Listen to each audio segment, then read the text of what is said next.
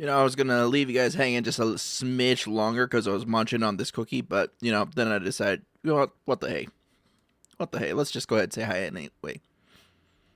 Hello, hello, everybody. Welcome to Lads-urday. This isn't a dedicated day for lads or anything. I just felt like doing lads on a Saturday, mostly because last night I had date night with my girlfriend, so that was a big deal. We hadn't had a date night in a while, so it was good to get out. We did some dinner, some movie. It was all good times. It was all good times. Also, I'd like to welcome in and say thank you to Noble Foxes for your first time chat. Welcome into the stream. I don't know.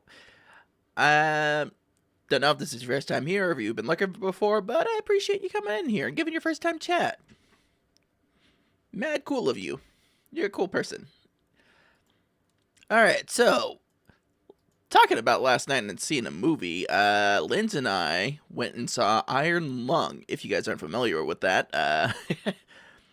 Couple years back in the late 2010s, this video game got released called Iron Lung, and it was played by the only Markiplier. And apparently he liked the game so much and he got so deeply invested in it that he went ahead and just made a whole dang movie about it.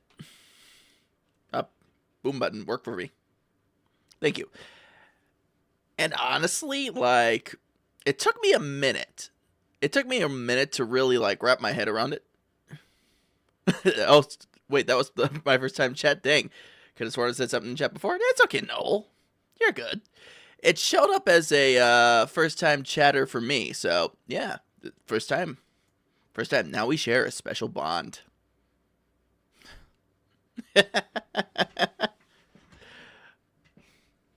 But yeah, welcome in again. Welcome in again.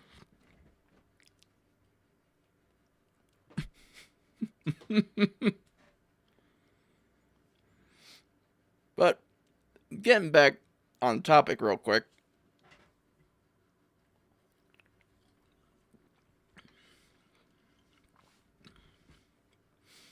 Iron Lung as a movie was an interesting experience. And having rewatched the Let's Play and also the lore updated version of it, I have to say, pretty dang accurate with some liberties, I think, added on top. Because there's some stuff that happens in the movie that's not quite addressed in the game. So I think that's kind of where they built on it. I'm obviously not going to spoil it for anybody who's interested in seeing the movie in the first place, but I'd honestly, really recommend it, especially if you're looking for something that's a bit more, not just like a creepy horror experience, but something that takes you on a little bit of a reality bend ride, a little bit, like you're not quite sure what's real and what's not, and they really take you on that trip with the character that Mark's playing, so I'd recommend it. I recommend it, especially, I definitely would say, watch Mark's lore update playthrough before going to see the movie, because you'll understand everything a whole lot better. But that's my 2 cents on that. I hope everybody else is doing well today and having a good Saturday and staying warm. The temps dropped here again, and so I'm not happy about that because it is damn cold outside. It is widowy. It is literally 0 right now. Oh wait, no, my phone just updated it. It's now -2. So yeah, we got that going on in my neck of the woods. Fun stuff, fun stuff. Heckin' cold outside. But yeah, so tonight we're going to continue with our playthrough of the Lads MSQ, because we got a whole lot of Stowaway to catch up on, and I think we might go an hour longer. Just because, and I'm also drinking something to help me stay awake for that. Because, the last story does have some good intrigue to it, but sometimes it's just the, I'd say the chill nature of it sometimes, for the most part, can lead to some eepies. So, we'll see. All right, let me get changed over here real quick, and we can get that set up. Turn off that. Turn off that. And yes, we need this one. There we go. We are what we call goob at this. We are a professional. And let me also make sure that the game audio is on, because that would be a problem if you guys can't hear it. Alright, game audio. Hang on. Spotify, I got to turn you off and throw you away for a quick second. Silas. Oh, right. Unmute that.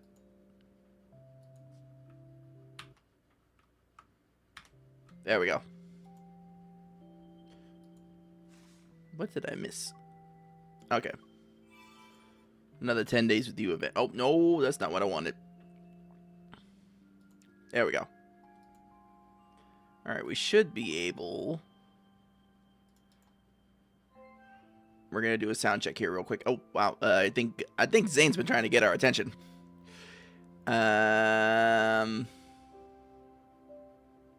Here we go.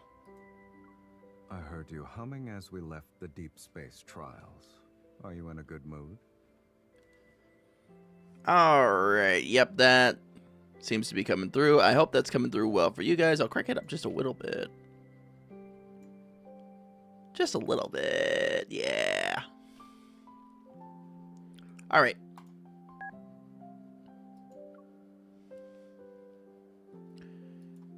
Well, now that we've confirmed sound is going through,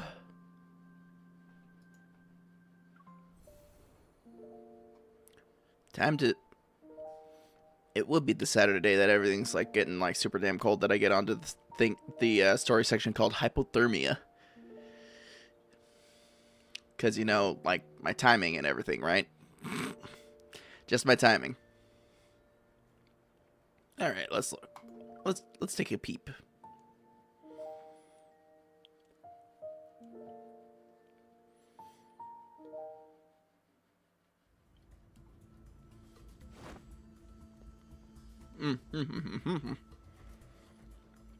I didn't think I'd have reading off the bat. Taking advantage of Zane being momentarily distracted, the teenager breaks free from his restraints and pulls out a knife from his waist. With desperate, wild eyes, he lunges at him. Oh, that's right, Zane was about to get stabbed. But his wrist is caught and twisted again. The cracking of a dislocated bone echoes throughout the alley. Yeah, about like that.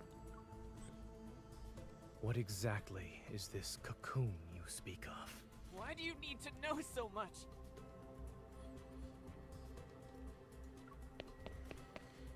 As if the word cocoon was buried into his nerves, the teenager suddenly jerks away. He clutches his crystallized left arm as he frantically runs to hide up behind me. Spotting my gun, he forcefully grabs my hand and up. Going to kill me, then let me go. Stay back. Didn't even let me read. A flicker of surprise appears in Zane's eyes, but that moment of uncertainty quickly fades, and his usual coldness returns. Zane, why are you here? And why are you, beating up this teenager?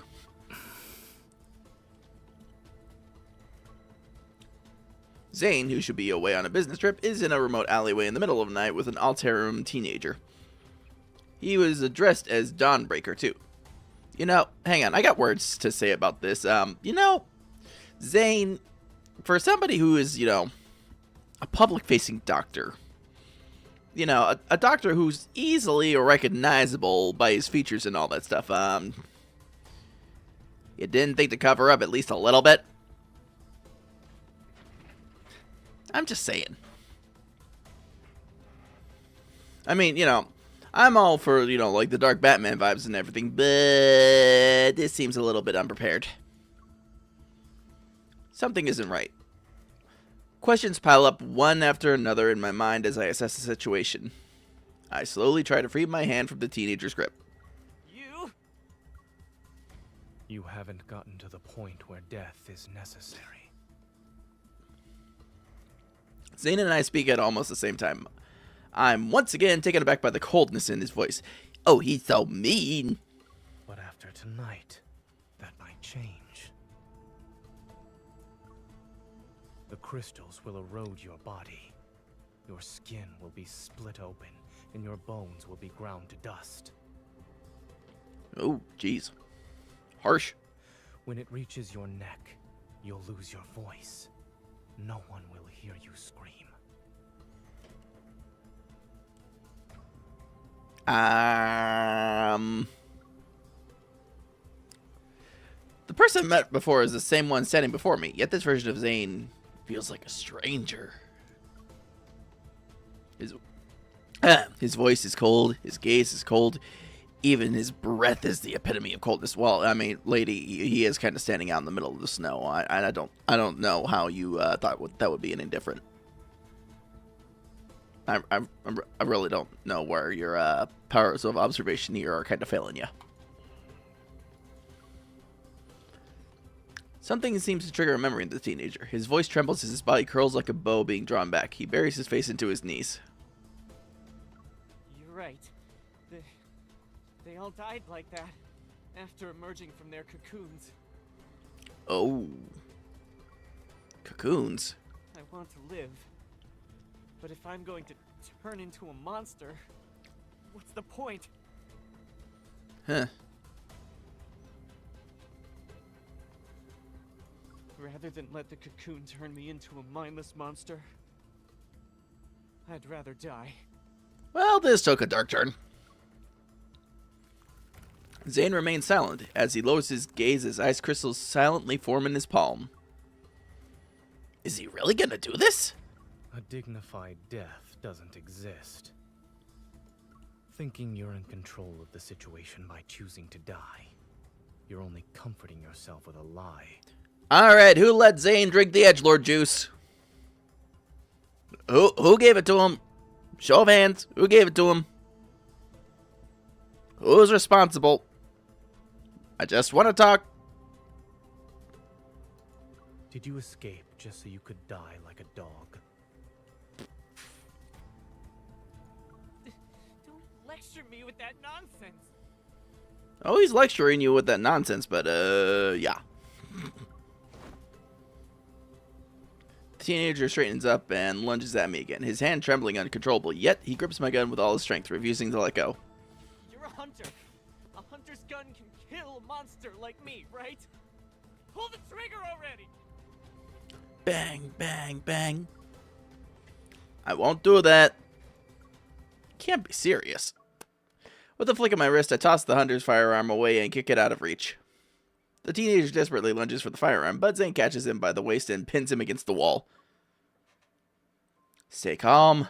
Focus on my breathing. Exhale. Inhale.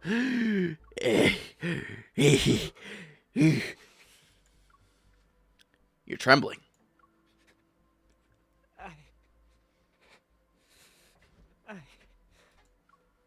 I know you don't really want to die, so stop saying it. After several seconds pass, the teenager finally comes to his senses. He nods as if he is emerging from a trance. I steal a glance at Zane. His expression is completely serene and unmoved. It's as if he's an aloof observer standing at the crossroads between life and death. I move closer to Zane, firmly hold his hand in place, and give the teenager a gentle smile. You heard what we said, right? He said you can't die yet.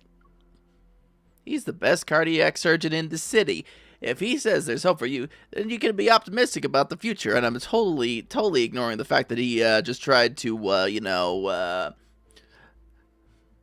icicle shish kebab you a bit earlier. You know, nothing like that happened. No, nothing like that happened. He's a doctor? I know he might not look the part right now, but he really is the best in the field. Just don't misunderstand his intentions. He's a little bit on the edgelord side right now. You know, that's fine. Just let him play some Crush 40 and he'll be over it by tomorrow. You need to go. Now. The teenager freezes for a moment, and as soon as Zane shifts his foot ever so slightly, the teenager spins around and runs away. Whoop, whoop, whoop, whoop.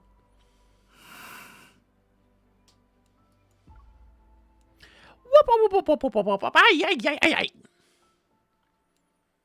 Late into the night, the streets gradually darken. The light reflected off the snow makes the street lights appear soft and dim.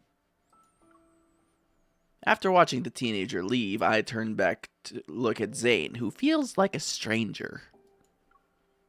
The small animal of an unknown breed stubbornly refuses to let go of his coat. It whimpers as he pushes it to the ground again. Now that it's just the two of us and this dog? Question mark. Anyway, you can tell me what's going on, right? Did your business trip end early? Or did Axo Hospital call you back for an emergency? While I'm still asking questions, Zane bends down to pick up the snow-covered scarf. Then he stares at me as if I'm trying to confirm something. Is this yours?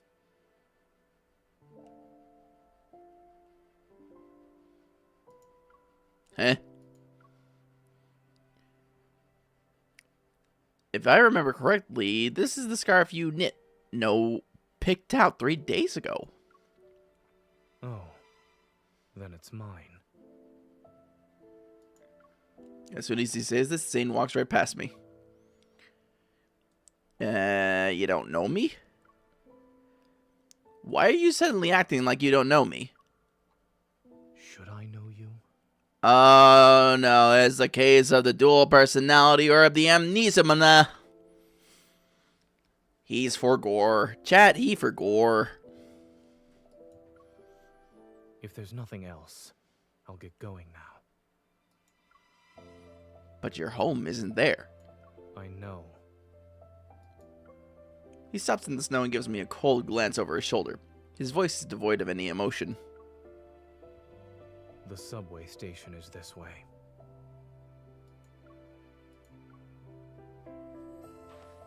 Alright, chat, take your bets. 1's in chat if you think it's a split personality. 2's in chat if he had a trauma response that made him for gore. And 3's in chat if you're fat and sassy.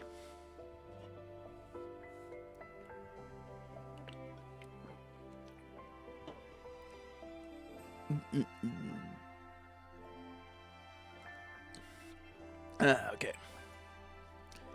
On the empty street, our footsteps crunch in the soft snow. With his tall stature and long legs, Zane strides quickly and widens the distance between us. I have no idea where he's heading or why he's acting like he forgot who I am.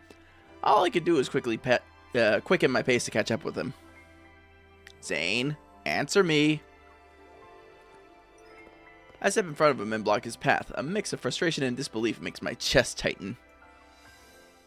What's the matter? That's my line. Has your Eve all gone out of control again? The puppy whose species I don't recognize catches up to us. Its gaze flits between him and me. No. I'm perfectly fine. I'm just really pouty about it all of a sudden.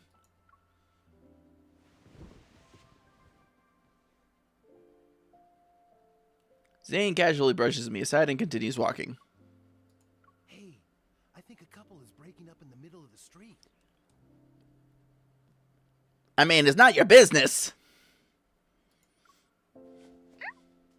The puppy quickly shakes the snow off its body and gives me a sympathetic look, then runs after Zane, who's already walking away.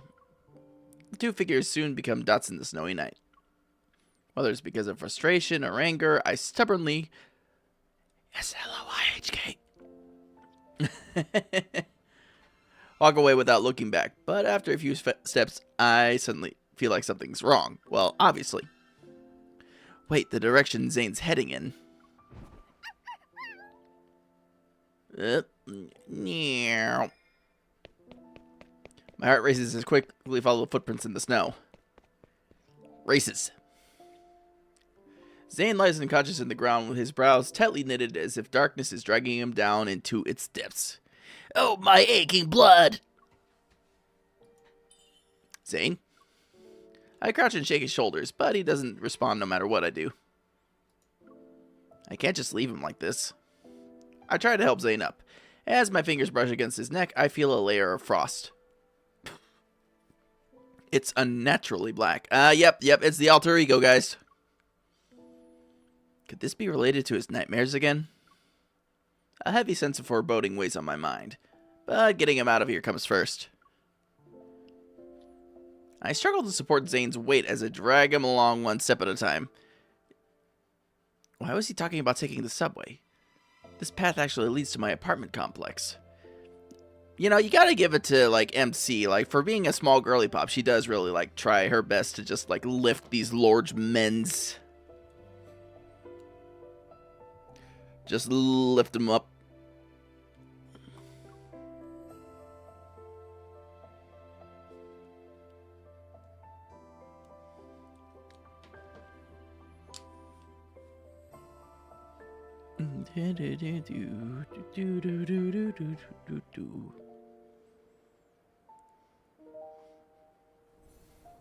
In the dream. 'Cause I've dreamed the dream as I've gone by.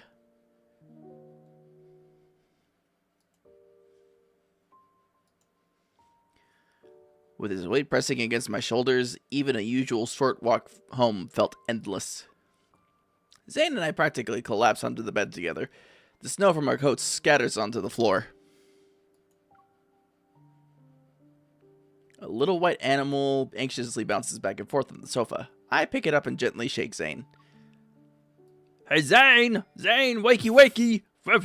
Come on, Zane, wakey, wakey! Time to finish the edgelord bit now!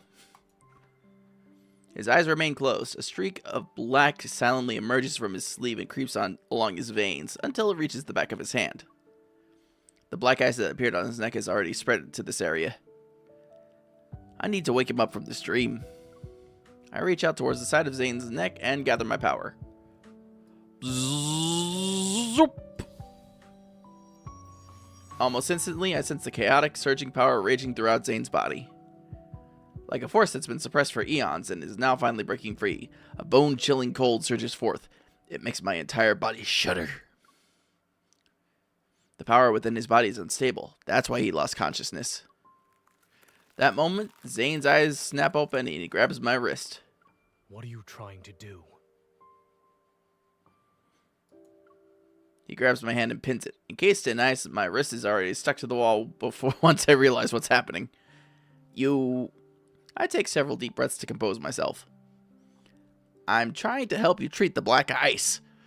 When did it start appearing? While I was dreaming. He lets go of my wrist, and the ice crystals dissolve with it. I guess there's no point in asking. To my surprise, the black frost didn't disappear after our resonance. It stubbornly remains on his body. Nevertheless, Zane appears much better than before. Remembering how cold he felt, I take out a thermometer to check Zane's temperature. Extremely low temperature detected. To protect the device and extend its service life, the system will be automatically turned off in 1 minute. Oh, he's not just cold, he's a Zanesicle.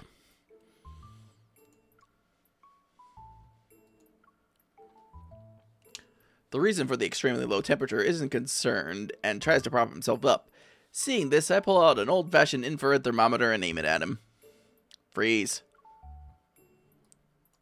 Yup. I press the sensor against his forehead and playfully pull the trigger. You're being childish. As expected, he doesn't move. Beep. Lost in thought, I stare at the screen showing his abnormally low temperature. No wonder all the surveillance cameras at the crime scene were damaged by extreme cold. Even though I'm not sure if it'll help, I take out 2 fever pills and hand them to Zane along with a glass of warm water. That's medicine. It's bitter. I'm not consuming it. Yep. Oh gosh, he's reverted to a child. You're a doctor. You, of all people, can't complain about bitter medicine. For what must be the first time in his life, Zane's face shows an expression that can only be described as okay and... Not knowing how to help him recover, I head to the kitchen to make fresh carrot juice. I doubt it'll do anything, though. In fact, I think it'll turn into a slushy. Make him drink it. Drink this instead. It's your favorite. You know my preferences that well? Zane seems genuinely thirsty. He takes a glass, hesitates for a moment, then chugs it in one go.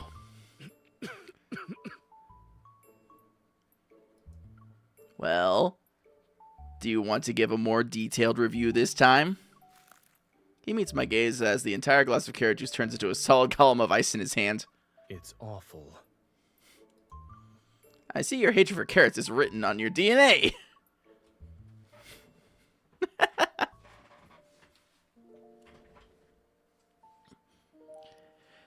As the night deepens, the hustle and bustle outside my window gradually fades into silence. I gather every blanket and quilt in the house to stack on top of Zane. Then I crank my heater up. Just bury the man under the blankets. Just go. Just all the blankets. I'm not cold. I've already excuse told me. you this. Take these blankets away. Why don't you take them off yourself? I don't have the strength. Then don't move. He purses his lips only to furrow his brow for a moment later. You've been fussing over me for a while now. I mean, that's kind of what I do. I just fuss, fuss, fuss. Is it for a particular reason? We're microwaving him. Yeah, we're setting him to thaw. You're important to me. Uncertainty flickers in his gaze. I don't know what you're talking about. He's being a widow soon, even though he doesn't really remember. I don't want him to see my expression, so I turn away. The real reason is simple, actually. When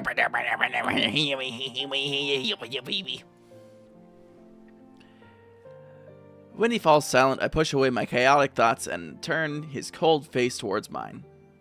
Dawnbreaker, you're very famous. So don't you dare run away or disobey me, or else You'll what? I'll feed you more carrot juice. He asks softly. His chin is still tilted up on my hand as his gaze falls to meet mine. I'll make sure you won't live to see tomorrow's dawn! Dun, dun, dun, dun! We're very dramatic. We're very dramatic.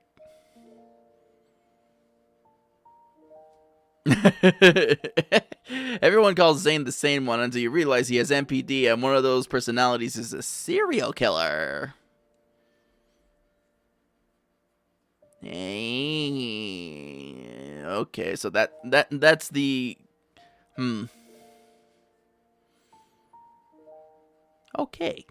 Okay, we're making notes now. I yank the blanket up to block his voice and gaze in the darkness. Is that literally what we call the personality, the darkness? What you described is not the first time this happened to Zane.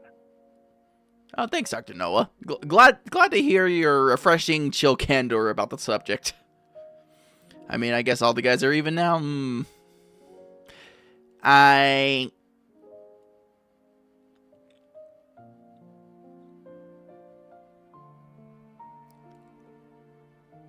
You know, I really can't make a comment because you're right.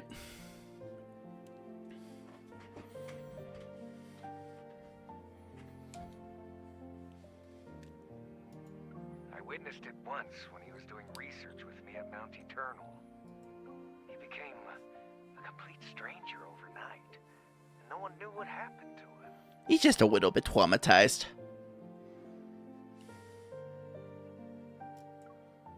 I figured this wasn't the first time Zane had been in this state. Dr. Noah's words only confirmed my suspicions. How did he recover from it? That's something only he knows. Over the phone, Dr. Noah sounds just as troubled as me. Back then, he ventured deep into Mount Eternal by himself, as if he had something to do there. When we saw him the next day, he had returned to his usual self, the one we all knew. I guess whatever he needed to do was done. Mount Eternal.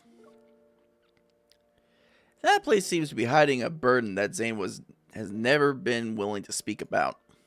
But my intuition tells me that whatever changed in Zane must have happened before the Mount Eternal incident.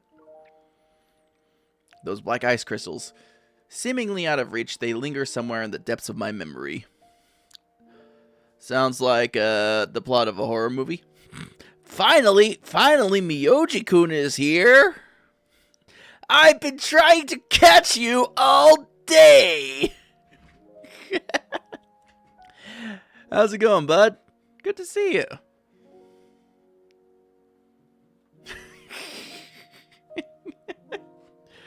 Miyoji, dude, it's been a minute. How you doing, dude?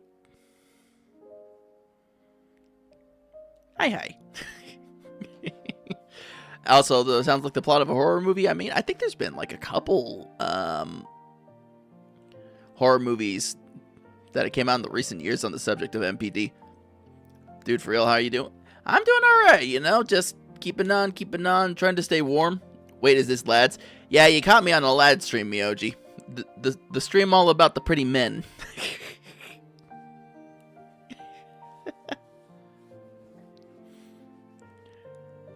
Yeah. Usually do it Fridays, but last night I had date night with the girlfriend, so. Not gonna lie, this game is lit and it's very tailored. Don't mind the serial killer arc in the Otome game. Look, to be fair, let's keep it a buck. Let's keep it a buck 50. Let's keep it a buck 50, Linz. Let's be real.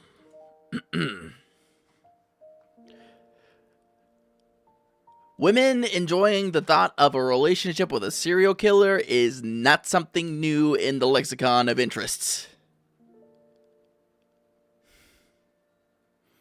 This is nothing new, and honestly, this is probably like the safest form of that shit going on.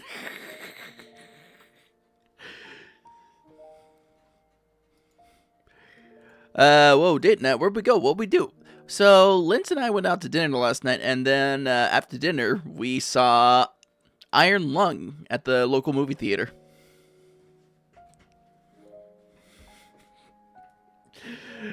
Yeah, Miyoji knows what I'm talking about. You know what I'm talking about.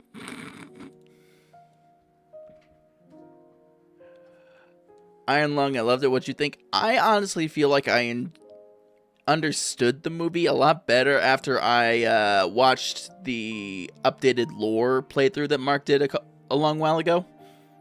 Because honestly, like, when you when you know what happens in the movie and then you revisit it with the lore given in that, like, it was pretty one-to-one aside from a few things I felt.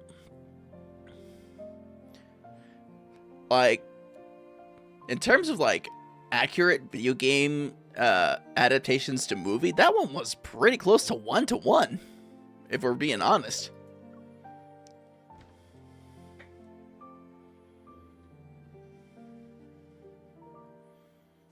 When I open the door again, I find a ball of white fur sitting by the bed. It's wagging its tail at me. We got a new friend. When did you sneak in? As I get closer, I notice the creature is contained within a semi-transparent dome made from the icy ball.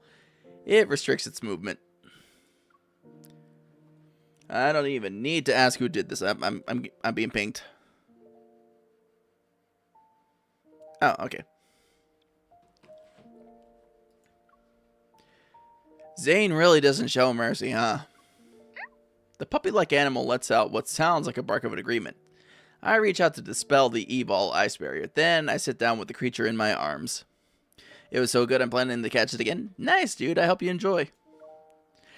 Honestly, like, I think one viewing was, like, good enough for me, especially now with seeing the lore and all that stuff. Like, I don't know. I felt like there was, like, enough within that movie itself that, like, I was satisfied with one viewing. But who knows? That might change. Now closer to Zane, I can see his eyelashes trembling in his deep sleep. They're like the wings of a weary bird that's finally resting at home. I don't know what you're dreaming about, but I hope they're sweet dreams. Good night, Zane. Loki, I'm just doing it to gas up Mark. Dude, like, seriously? That movie, with a budget of 3 mil, like, according to the wiki, has already made, like, 27 mil. Like, more than tripled its initial budget, man. That's crazy to me. But, you know, definitely got to hype the man up. Oh, yeah, that cast is getting a fat bonus. Yeah, it's a fat bonus. The big time paycheck.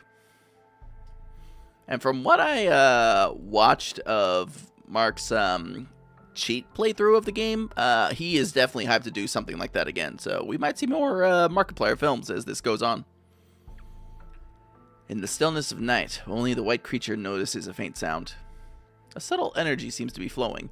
The white animal's ears twitch as it looks up at Zane and the girls joined hands. More indie films, please. I know. Chat, never that I thought that we would be in the timeline where Markiplier, YouTuber, will be fighting Sam Raimi for the top director spot in American cinema. Like, top movie. Life is weird, man. A subtle energy seems to be flowing. The white animal's ears twitch as it looks up at Zane and the girls joins hands. The cold, corrosive sensation gradually fades. A warmth surges through Zane's cold fingertips like water traveling through a leaf's veins. For this soul that's been trapped in nightmares for so long, the unmelting black ice covering his body finally recedes bit by bit. Hey, Miyoji, enjoy your lurk, and I appreciate you being here, dude.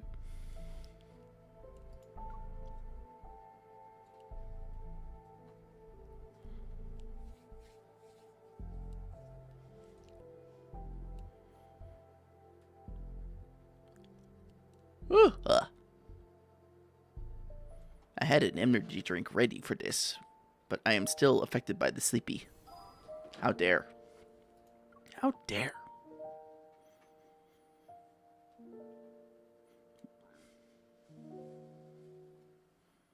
The investigation into the Alterum and the unidentified suspect is still ongoing. We urge all citizens to remain vigilant, avoid spreading rumors, and exercise caution when traveling alone at night.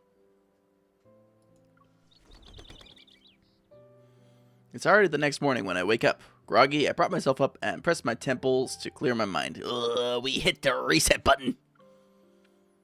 Beside me, Zane is still asleep. It's a rare sight at this hour. I lean closer and slowly become aware of his steady breathing. I watch as it slightly stirs the fabric across his chest. Okay, so she's not checking his breathing, chat. She's just just keeping an eye on those man titties. Don't worry about being silent, Rathlon. Look, like, straight up, we appreciate the lurkers here. So even if you guys aren't talking, like, appreciate you guys hanging out with me and just, enjoying the vibes. That's the big thing to me. Like, if you're lurking and you're just enjoying the stream in your own way, that's cool. Only thing I ask is, every once in a while, just hit that retention button, the Benoit button. That way it counts you. Just every once in a while. Yeah, she's looking out for those mantis.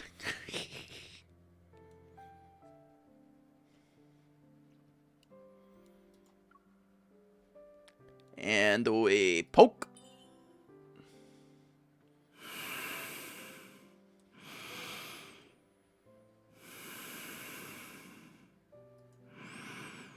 Oh yeah, he deep in sleep. This is payback for making me haul you home through the heavy snow yesterday. Poke. And that's for freezing my hand to the wall.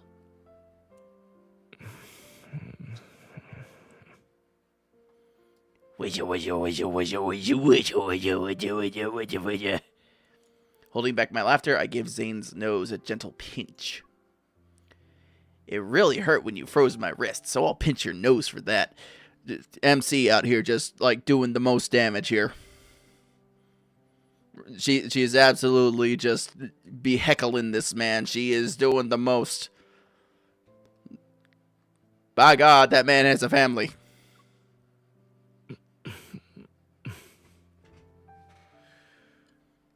Is messing around with people while they sleep a habit of yours?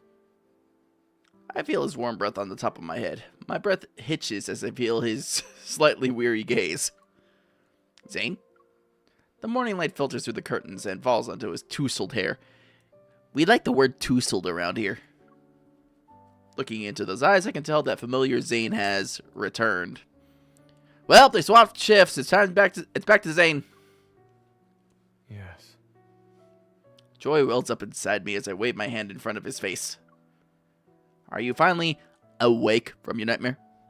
Who there? Good night. I'm watching this live with Portugal, and I'm subscribed to your channel. Oh, welcome, Monica, Sophia. Welcome from the YouTube side. Also, I don't know a lot of Portuguese, but I will say obrigado. Welcome in. I hope I got that right. Thanks for hanging out.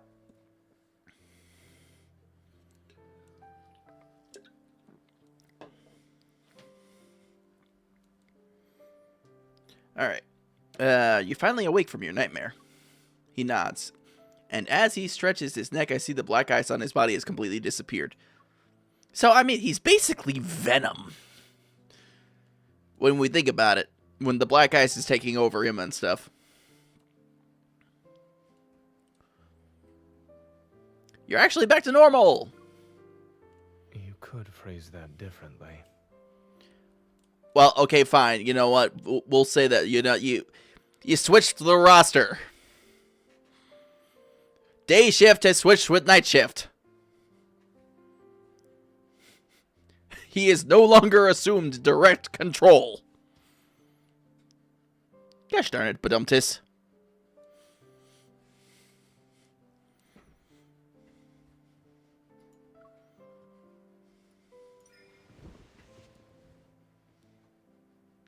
Before he can say more, I embrace him. He doesn't pull away and gently wraps his arms around my waist. Congratulations, I'm the first person you saw when you woke up. Yesterday, when I was in that nightmarish state, did I trouble you? Nah, at most you were just kind of rude and edgelordy and broody. But it's okay, we got you back by making you drink carrot juice. You were a little child. Oh no. Oh no. Lindsay, is the murderer personality also regressed childhood? Is that what's going on here? That's what's going on here.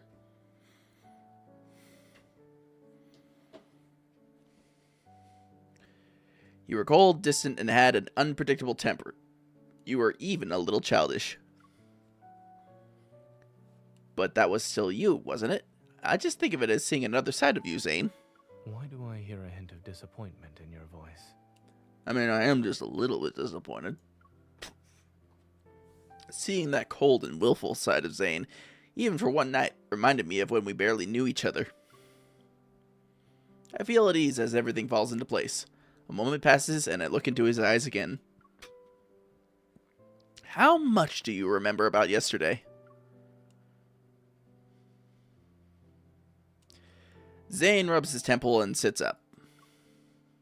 It's a little hazy, but I remember most of it. He just wasn't in the driver's seat. Jake. Hey, G-Pace, welcome in. Welcome back. Always good to see you, bud. G-Pace in the Today house. is My favorite pest animal called platypuses.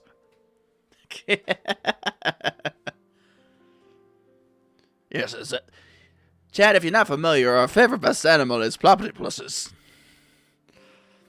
Even though sad for you, they are endangered.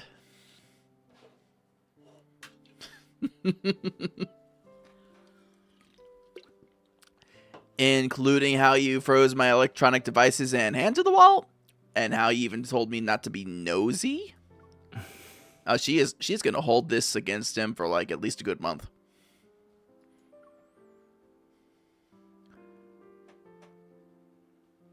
He glances away for a moment before his gaze calmly returns to me. I also remember how you stacked blankets on me. and did a test with carrot juice. And he's going to hold that against us for life. They became more frequent after I returned from Chansha City. Mmm. And in those dreams, I always forget who I am and what I'm supposed to be doing.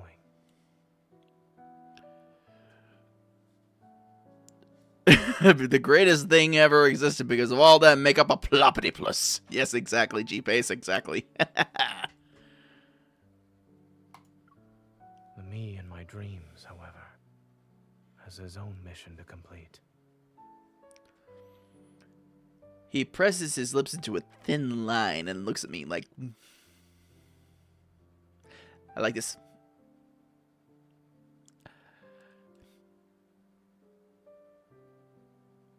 Am I like Zane now?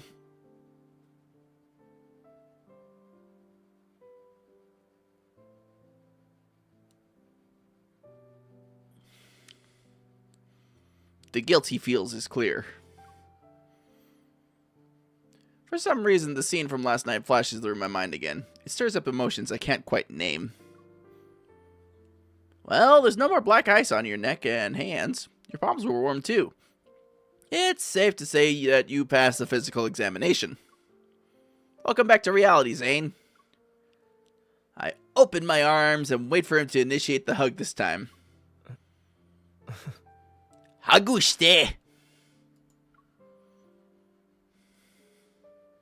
Zane hesitates before leaning down, then he wraps his arms around me. His warm breath brushes against my neck. Good morning. Aww.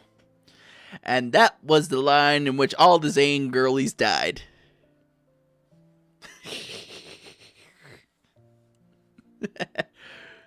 So, Jake, who's your favorite? My favorite, like, love and Deepspace character? Well, that would be Silas, just because I find his story to be very interesting. And, like, the whole, his whole side of the whole backstory thing, I think is, like, it speaks to me as a hopeless romantic. Even though, you know, he starts off as kind of a jerk, but he adjusts. And then my second favorite would probably have to be Zane, even though now we're learning he kind of has a case of the alternate moderator personality thing going on. But, you know, like, at his core, as a character for Zane, I still, like, enjoy who he is, like, that kind of stuff. He has this, I want to say, it's not repressed, but it's this muted directness to him that I really appreciate, because he's not really, like, hiding how he feels to that kind of stuff, like, all too much. It's just very, like, reserved, and I kind of identify with that a little bit. What is up, my brother and Silas? What's up, Seve? How you doing? How you doing, dude? Well, I saw you earlier over in Round Mouse stream. But yeah, G-Pace, those are my faves in Love and Deepspace.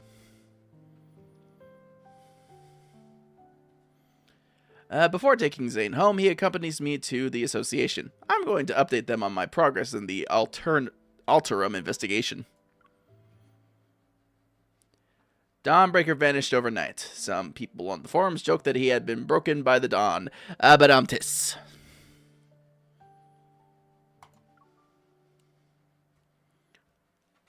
The police investigation has hit a dead end, and the relentless snowfall is still the biggest obstacle for gathering evidence at the crime scene. While waiting for Zane to finish shopping, I sit in the car and look at today's news. Ever, which announced the Fountain of Atay initiative, has revealed the first phase of the project, the Val Sanatorium. Ooh, the sanatorium. According to several reports, Val Sanatorium is using medical pods called rebirth cocoons to treat patients with protocore syndrome. Rebirth cocoons. You know, it might just be my age showing a little bit, but I remember around the late 90s and early thousands a good trilogy of movies where cocoons were replaced with humanity, and you know, people weren't cocoons, and there was kind of Yeah, it wasn't the best situation, now that you think about it, really. But damn, did it introduce a lot of people to Rage Against the Machine. I see that, Sippy. To treat patients with protocore syndrome. Rebirth cocoons?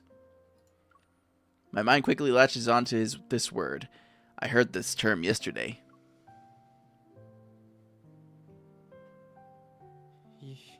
You're right. They all died like that, after emerging from their cocoons.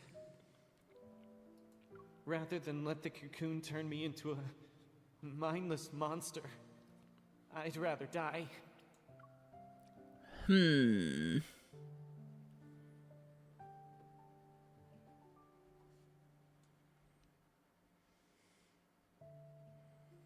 Hang on. Lindsay just sent me something.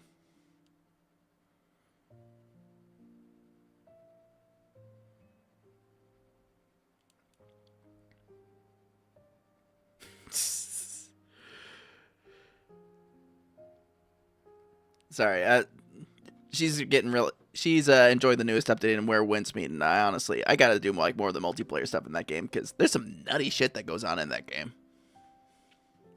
The cocoons the Alterum mentioned must be these rebirth cocoons. Seeing my troubled thoughts, the white creature pushes his fluffy self from the backseat to settle on my lap. Are you trying to comfort me? Thank you.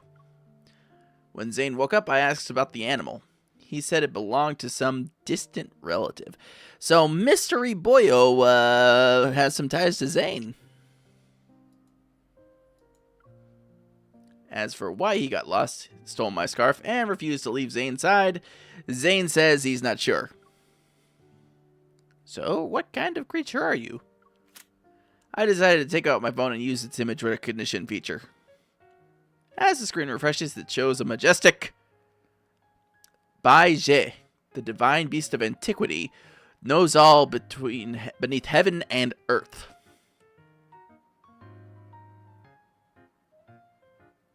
And it's very fluffy. With trembling hands, I cup his face. My gaze travels through from his clear eyes to the tiny horns protruding like fresh sprouts near its ears.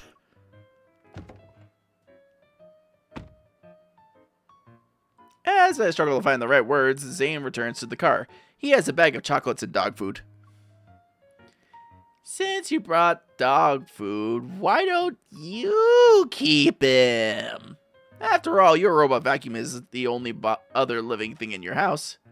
Shouldn't it have a friend? That won't be necessary.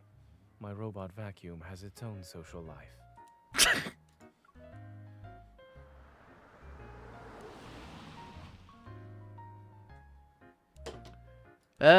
Through the windshield, the warm glow of our headlights cuts through the heavy, snowy gloom. A figure is looking around while standing near Zane's house. It's a young boy in plain clothes. He's holding books in his arms. As soon as we get out of the car, that boy's face lights up with excitement and anticipation. He spreads his arms wide. Forgotten, the books fall to the ground.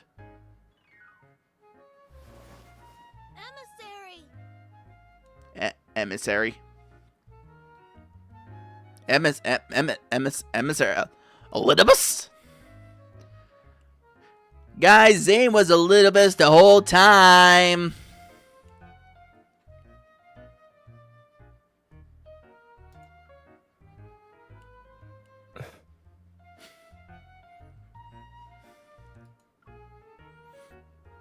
Le gasp. I know, Sevi, right? We're learning so much.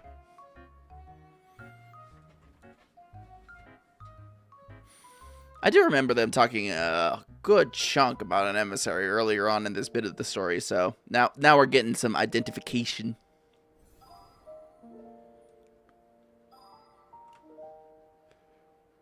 The emissary.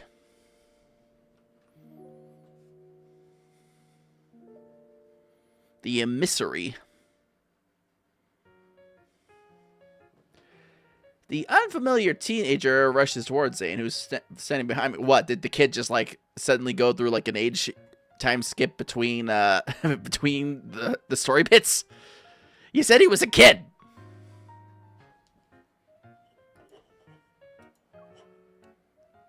The mysterious little creature, wagging its tail, runs over as well. Soon enough, all three of them are tangled in a group hug. Let go of me. The teenager steps back, then he excitedly scoops up the small animal. So that's where you went, Shuchi. Why didn't you tell me? I guess for a teenager, that kid's voice box is taking a good minute to drop. Watching this harmonious scene between human and animal, I'm touched. But then I quickly become confused. What did he just call you? Hold on. What did he just call you? Is he role-playing as your servant? Or your son in a fantasy setting? Don't jump to conclusions. Too late, we're He's already some leaping. distant relative, and he loves sci-fi movies and cartoons. I suppose his latest hobby is running away from home. But now that I'm looking at him, this kid reminds me of... I studied the boy's round face, his straight posture, and those mature eyes sparkling with excitement. Come to think of it, there really is a teeny tiny resemblance. Hey! Before I can finish my sentence, Zane swiftly taps his knuckles against the top of my head. Don't dare pedal.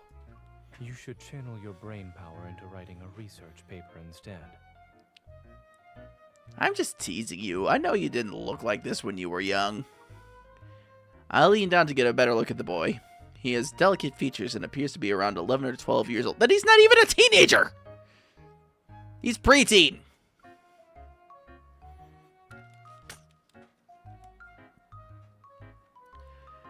Do you live in Lincoln too? Well, you could say that. I live in the Fractal Library.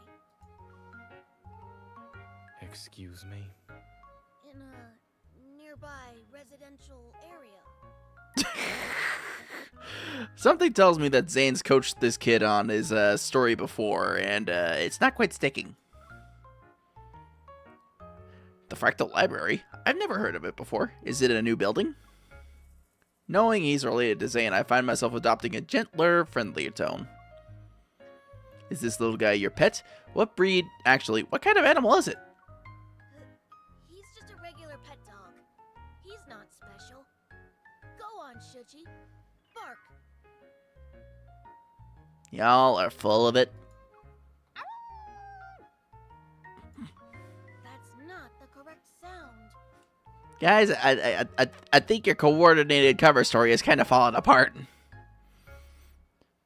Oh, we do got an ad break coming up, guys. If you've not been here before, we do take 3 minutes every hour just to run some ads and chill out for a little bit. So, if you guys aren't subbed or anything like that, take these 3 minutes to get up, stretch, get some water, that kind of stuff, and we will be back shortly. I will be pausing the game to wait for you guys to come back.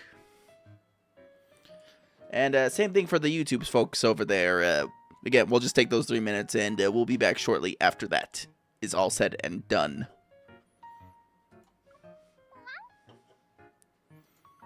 Okay, now shake. The small creature glances at me, then at Zane.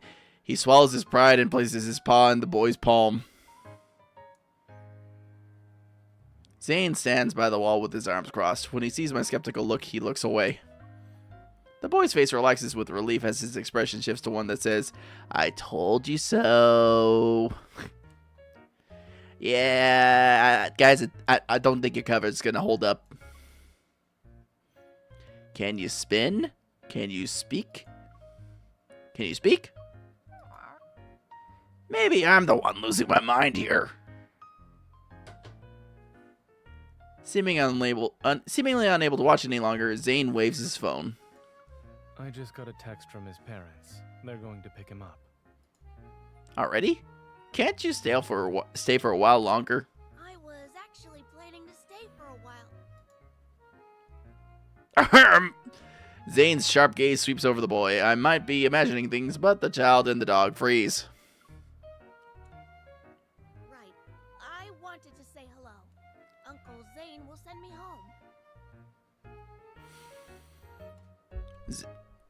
Okay, yep, there's the ads. We will be back real quick.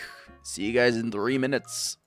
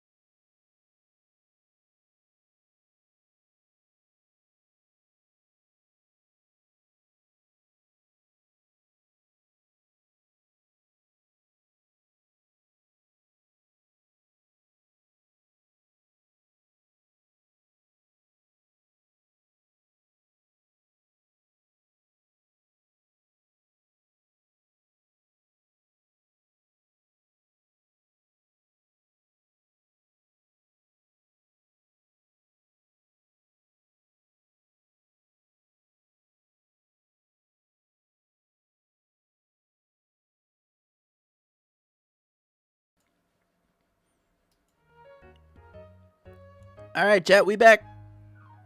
We back for more story time with Zane and their loosely put together cover story. It's cold, so you should head inside. I'll see him off. He's getting ready to eat that boy. In the dim daylight, Zane watches the girl wave goodbye. She's out of sight once she closes the door behind her. The boy catches a snowflake in his palm and silently watches it melt. Why did you come here? Oh, now we're getting the actual story. Hearing the scrutiny in Zane's voice, the boy's expression shifts to match its severity. 7 years ago, you promised to take up the position at the Fractal Library. I traveled here because I'm asking you to fulfill that promise. You were selected as the emissary of the Divine. Astra ordained it, and your nightmare is the greatest proof of this. Oh, so because he's the emissary, is that why? That's why he's got the split personality thing going on? Well then. Zane speaks before the boy can say more. I also said that I had my own choices to make and more important matters to attend to back then. The boy's expression grows serene, and his voice carries a maturity unlike the one a few seconds ago. Was becoming that version of yourself in the nightmare also a choice? People think they're making choices most of the time, yet they're unaware that all these options lead to one inevitable outcome. Moida? Fate falls upon us like this snow. It is silent and inevitable. And you too are destined to become... He trails off, and the only sound that can be heard is nothing more than a barely audible sigh. Since you haven't made up your mind, there's no point in me staying here any longer. But The maturity and composure vanish as the boy's voice shifts back to a childlike tone. I left the excesses bracelet you made for me at the library. Can you make me another one, please?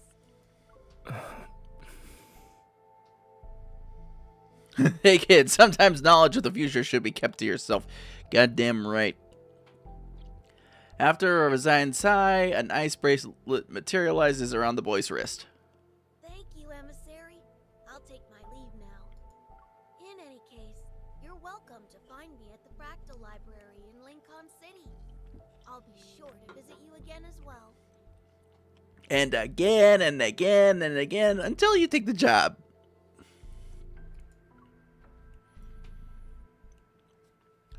The boy slightly raises his hand, and his fingertips touch the air as a geometric shape gradually unfolds.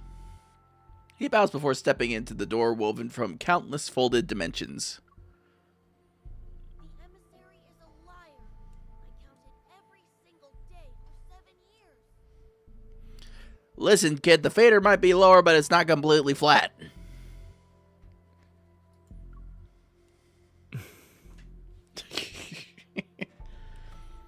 As if drawn to his accusation, the wind and snow seems to follow through the vanishing door. They're silent. The snow ceases, and Zane remembers the first time he entered the Fractal Library. Even though it's called a library, its exterior was remarkably ordinary. It was a building nestled in a quiet corner of Lincoln City's silent streets. The young boy begged him again and again, so he pushed open the slightly weathered wooden door.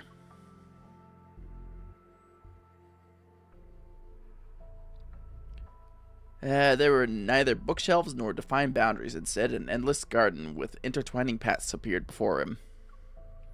And a library that seemed to belong to another world stood at the point where those paths converged. As soon as Zane stepped into the backlight, he raised his head and saw countless bookshelves. They reached towards a tower summit where sunlight poured in. The library's shelves were endless. They were like stairs that led to another dimension. Then a young person approached them and claimed that Zane and the young boy were the administrators of this place. In addition, Zane was destined to become the Fractal Library's owner. The young person told him that the Fractal Library, which stood at the intersection of dimensions, didn't really exist in any galaxy. It didn't belong to any civilization either. And each book in the library contained the fate of a world. Zane wondered if his own fate was among them. Perhaps his nightmares were hidden within a page of these large volumes from the moment he pushed open the door. On the night he returned home from the library, Zane had a different dream. I dream a dream as I've gone by. In that unfamiliar world, he wore robes as he walked in a very tall tower. He was leafing through an ancient tome. Between its pages lay a jasmine petal from a spring day, and that spring day belonged to a timeline that he had erased with his own hands. It would forever remain unknown to anyone. Oh, is that the version of Zane that's, the version where he's got the sex altar and the glowy bits? Is that the one they're referring to?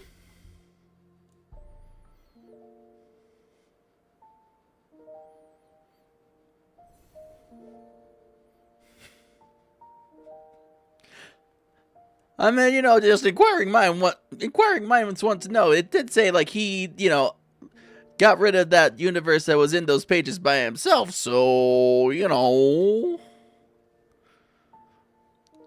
there are certain things inferred there. Welcome back, Wrath.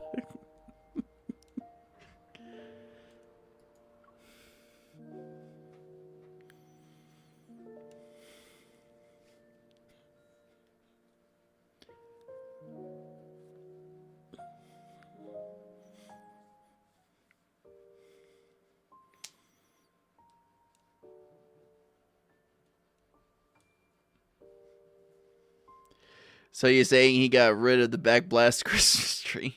I guess so. He did. I guess so. Just as Zane enters the house, I finish roasting the tangerine. Wait, girl, what?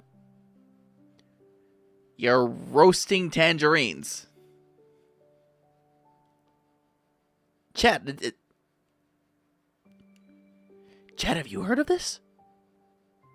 Roasting tangerines? Chad, I didn't even think that was possible.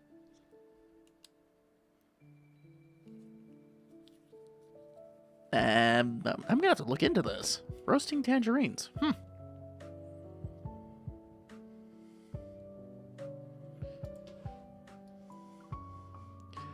When I glanced out the window, I realized the snow had finally stopped.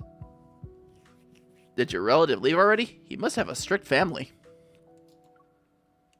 Yes. He needs to go home and write his reflection paper.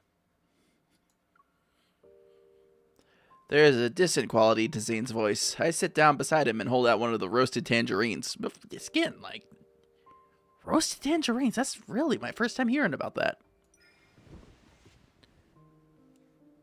The weather is perfect to for roasted tangerines.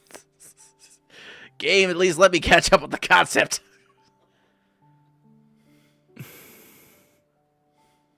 He stares at me for a long time before finally eating a piece of the tangerine. You don't want to know what happened during the past few days when I disappeared?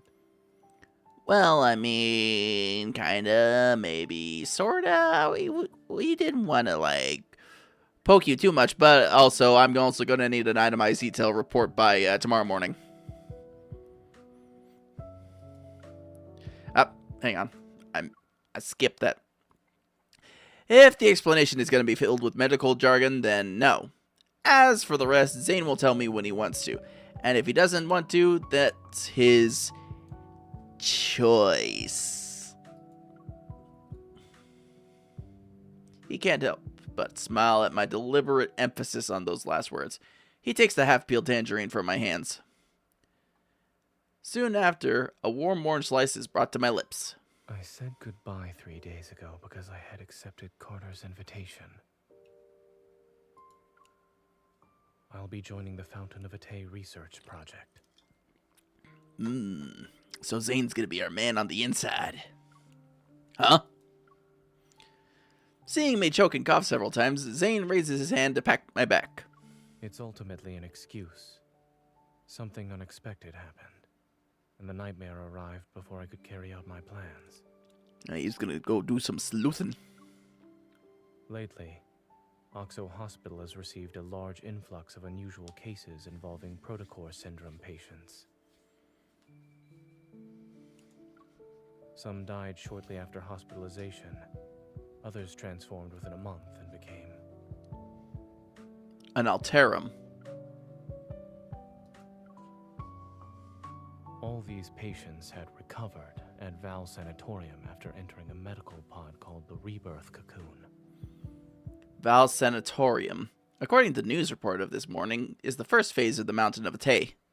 Carter told me that Ever will soon hold a press conference to demonstrate the Rebirth Cocoon's effectiveness to the public. They're just gonna unleash a whole bunch of cocoon people on the general public. Lovely. Wouldn't that mean more unsuspecting protocore syndrome patients will go to Val Sanatorium? We can't let them do as they please. I want to stop Ever's plans, not just for the protocore syndrome patients. There's...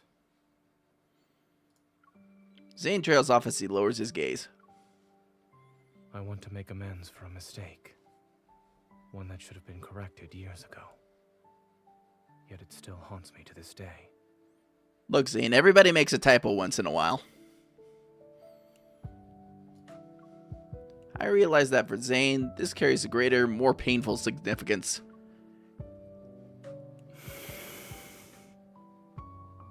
I know I disappeared without a word before, but...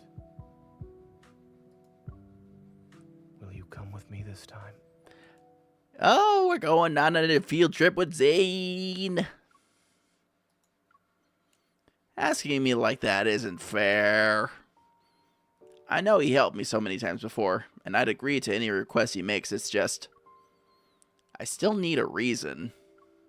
Now that he's finally revealing everything to me, I won't let him have his way so easily. I'm not that kind of girl. What's in it for me? The whereabouts of the Aether Core, dirt on Never, or more leads about the biometric key? A few sweet words aren't enough to make me risk my life with you. I need a more convincing reason, or I need a more tempting reason. We'll go with convincing. Do you remember what you told me about the deep space collision chamber at the Gaia Research Center? Oh, that thing where I nearly blowed up? Yeah, that was a time. Yes, they conducted experiments to create me, their precious energy source. Ever plans to restart that project? The new program they're showcasing at the sanatorium might be related to it. They're gonna create another me? But I'm the only me. We can't have multiple girly pops running around. Sorry, I went over that real quick. Zane, please repeat that. Isn't that a very convincing invitation? One more time for the Zane girlies. Isn't that a very convincing invitation? Yeah, I thought so. Dazed, I see something flicker out of the corner of my eye. A fluffy white tail. Zane and I turn around at the same time. Shichi, aren't you supposed to be with your owner? Crouched near the robot vacuum, Shichi whimpers. Those clear, innocent, round eyes look at me first and then Zane. You're staying here to watch the house. Well, it looks like it. In the white testing facility, a row of circular medical pods lines the room. Surrounded by the soft silver light, they float in the air. Their translucent walls gleam with tranquility.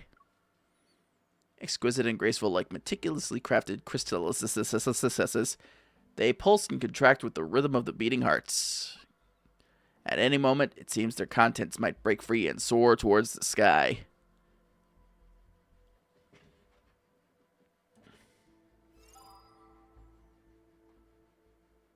Oh, hey, it's fight time.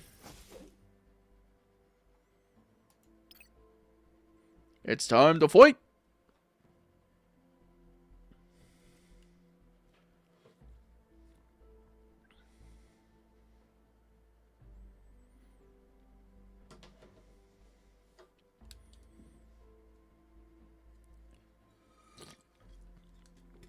Time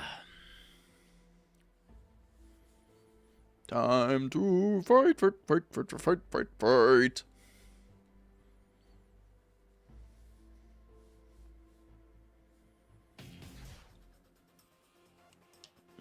We'll depart when you're ready. Luminivore. Don't rush. He looks like one of those bounty hunters from the Metroid Prime side games. Know what I mean? Here it comes. Leave it to me. Mostly the DS game. Perfect. I'll show you. Watch out. I'm okay. Let's You get can't down. look at me. I got the one arm with the blade. It is weak. Now's I'm a the real time. tough guy. Dr. Zane, Fall back. Leave it to me. Victory is within reach if recovered. Be careful. Don't face it. I'm about to hit you with my double sword. eat this. Keep your distance, or else you'll get hurt. My turn. Watch Yeah, out. we really can't keep their distance. We're a frontline fighter here. It's getting ready to attack. It's your turn. No problem. Keep your temper. Stay safe. Don't get distracted. Let's call it a day. I'll give it a taste of our strength. My turn. It is falling apart. Dr. We Zane, did it. Kind of, maybe, sort of, waiting for it to It's die. your turn. Die time. There we Now's go. our chance. The snow Now is it's dead. let's head back. Now it's dead.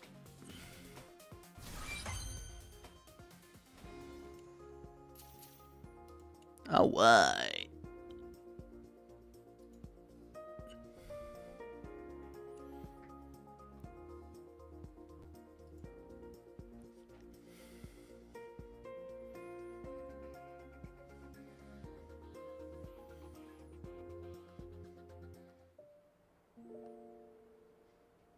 Do do.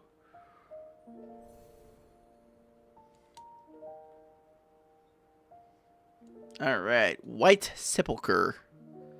The Sepulchre.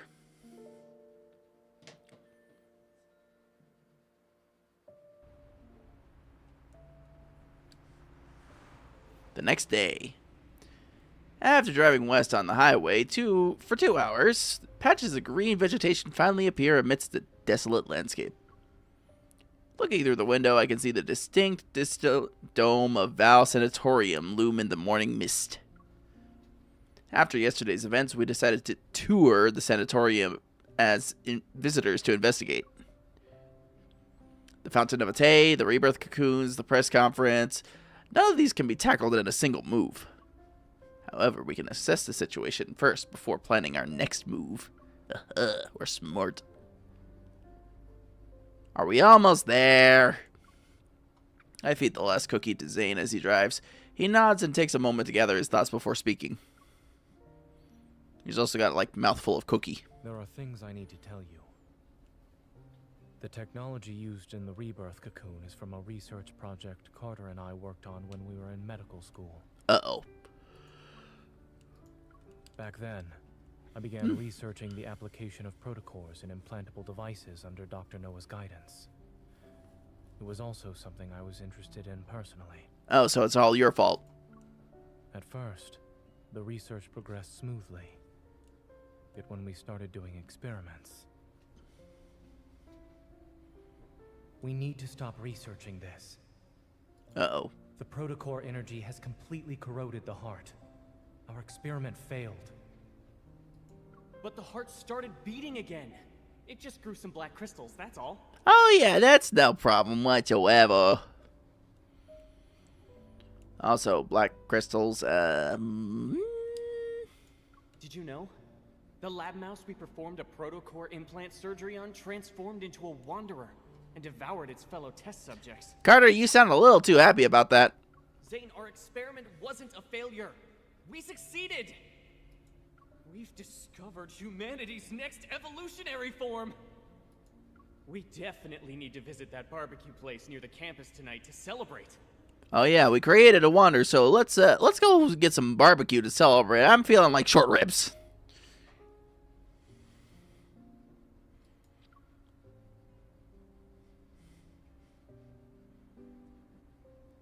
The experiment didn't lead to new life. It turned people into wanderers, minions of a protocore. It was a Pandora's box that should have remained sealed. I destroyed all the related research data that day. I hope to keep this truth buried forever. But then Carter figured it out. But Carter didn't see it that way, huh? No. He named it X-Heart and took it to Xander Sciences. Xander. It was later implemented in the rebirth cocoon, which is the first step in the Fountain of Vtuber. After finishing his story, Zane falls silent. However, his grip on the steering wheel indicates he's still caught in his memories. This is the mistake he wanted to make amends for. Not wanting him to dwell on the past, I clear my throat and lighten the mood. I used to think about how if we had gone to the same university, I would have dragged you out to have fun every single day.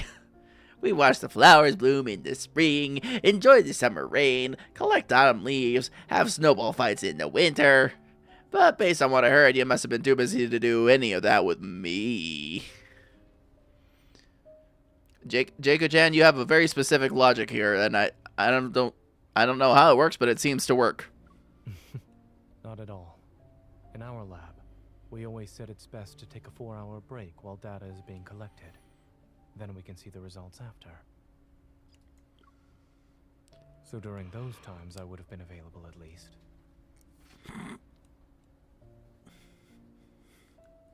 MC, he's saying like he would have gone with you if you just asked.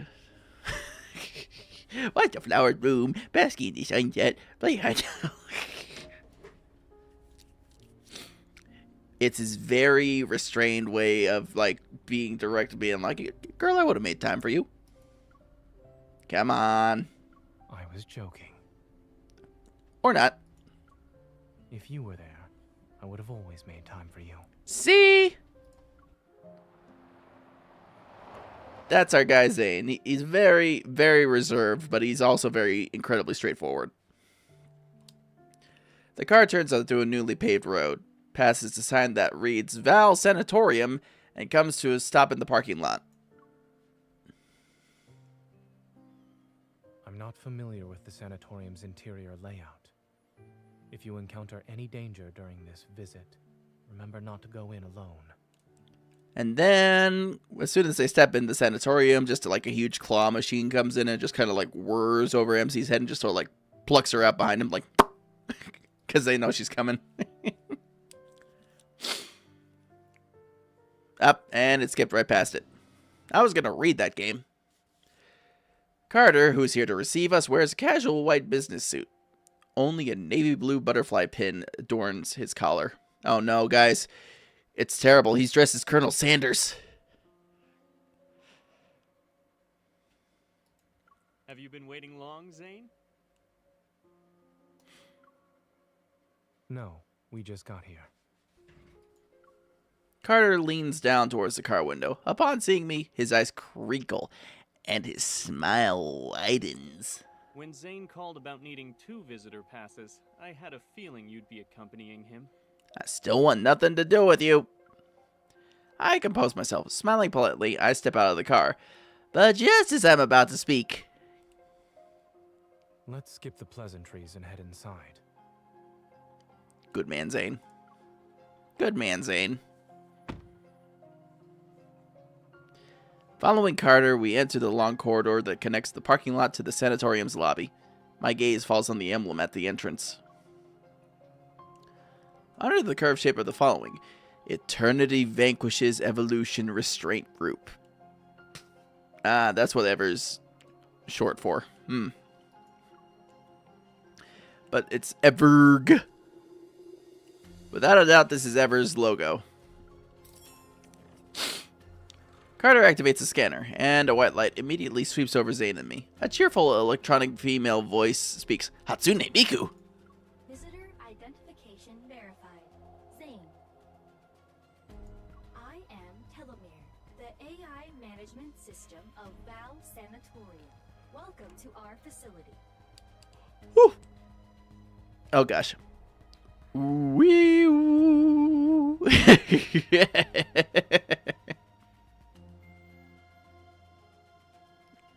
Oh wait, no. Oh, yo. I know. I would have been hoping for like a Sekai Day.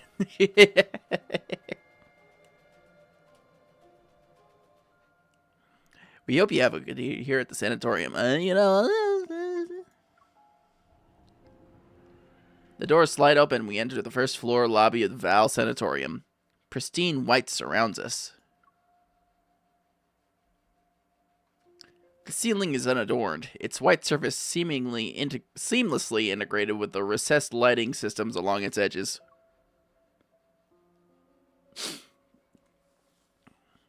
Beneath our feet, the gentle light bathes the white marble floor and illuminates every corner of the lobby. It's just, everything is just white on white. I swear, it's like, you know, mid-tier apartments people rent nowadays. Everything is just painted white.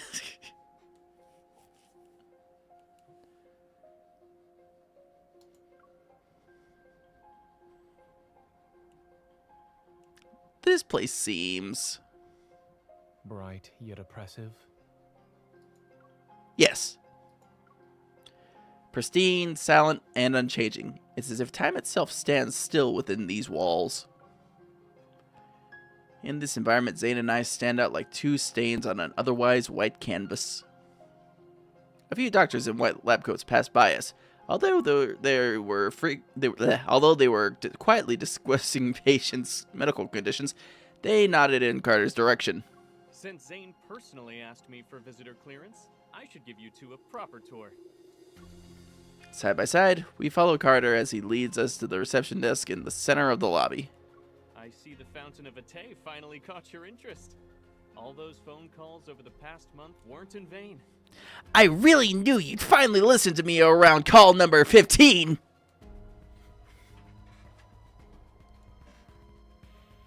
But you know I was committed to go all the way to 20. But I'm curious, what made you change your mind?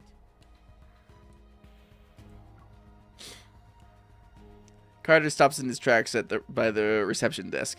He turns around, his signature smile returning with narrowed eyes. He's just kind of doing that weird... I know exactly what he's doing. He's doing this look here. Ready for this, chat? He's pulling this one. What made you finally decide to do it? What made you decide, Zane?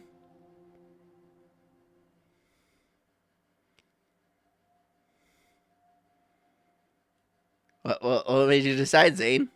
Huh? What made you want to do it? Okay, we'll stop creeping everybody else out, including myself.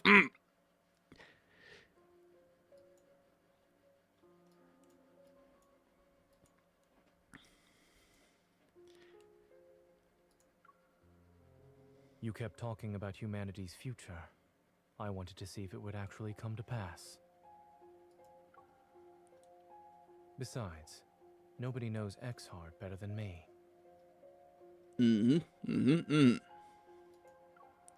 Carter's eye twitches. After a long silence, he suddenly erupts into a fit of laughter and shatters the lobby's tranquility. You're saying you're such a kidder. Good. You've convinced me.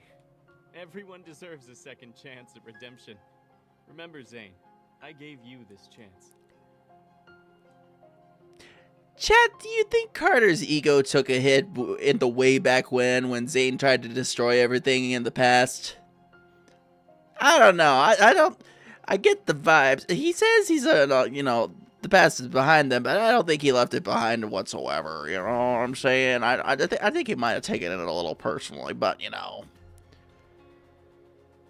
I'm not one for reading into the social cues or anything too much. You know what I mean? And what about you, Miss Hunter? When I receive this question, I deliver my carefully prepared response. Get hecked. Since Zane is joining the research project, I wanted to see what it's all about. Carter tilts his head. His gaze flits between Zane and me before settling on Zane. The amusement in his eyes is obvious. I see. Even the strongest relationships need a solid foundation. I'll make sure you get a good position here. Meanwhile, internally, Carter's going, "It should have been me!" He turns around and shakes the brochure stand next to him. He just grabs the whole stand and starts... The neatly arranged brochures scatter in disarray. He pulls out 2 copies with a smile. He gives them to us. Okay, then. The only downside to this place is that it's too by the book. Yeah, because that's not, a red flag whatsoever. But I guess that doesn't really affect you, Zane. It's about complicated medical cases. The thin booklet methodically categorizes various diseases that conventional medicine has yet to cure.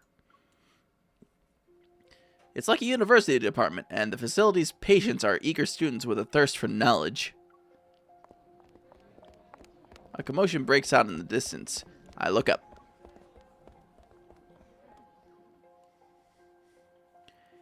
It's a group of elegantly dressed visitors being led into the lobby by a receptionist. They're being guided upstairs for a tour. On the staircase leading to the second floor, several patients in white hospital gowns are walking down the steps. I expected to see many high-profile figures in this place, but even then, I never thought I'd see her. Karen.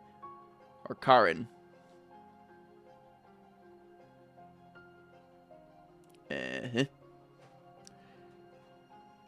is 43 years old, is a war correspondent. She's won numerous prestigious journalism awards. She spent years reporting from the front lines, faced countless life-threatening situations, and has earned a large amount of respect in society.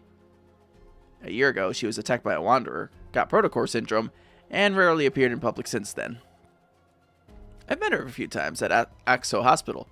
I heard she was one of Zane's patients.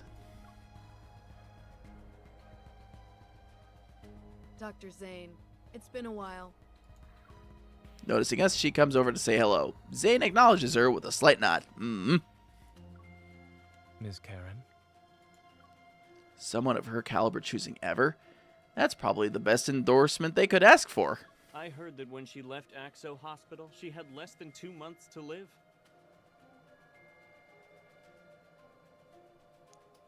Her daughter had just learned to say mama when you handed her a death sentence. How cruel. How cruel. Dr. Carter, the patient in room A504. Carter gestures for us to wait a moment. Then he takes a few steps to discuss something with the man at the front desk. Noticing my silence, Zane stops in his tracks. What are you thinking about? I'm thinking about maybe getting a Subway sandwich. I'm in the mood for meatball. It's nothing, I just realized that Ever seems to have a knack for exploiting human vulnerabilities by any means necessary. How else could they gather people from different backgrounds and beliefs and make them devoted to a single cause? I mean, she's got that right. The key to obedience isn't promising heaven, it's using hell as a threat. And that's religion, everybody! After all, everyone fears illness and death. Footsteps, accompanied by a small, familiar voice, approaches from behind. I turn. We meet again, Miss Hunter. Allow me to introduce myself. I'm Benedict, the director of Val Sanatorium. You. From what I remember, he had another identity. I met him at the place where an Alterum died. You're the detective who spoke to me that day. I'm honored you remembered me, Miss Hunter. He smiles not with the embarrassment of someone whose identity has been exposed, but with the composure of a performer waiting for the audience reaction to a grand reveal.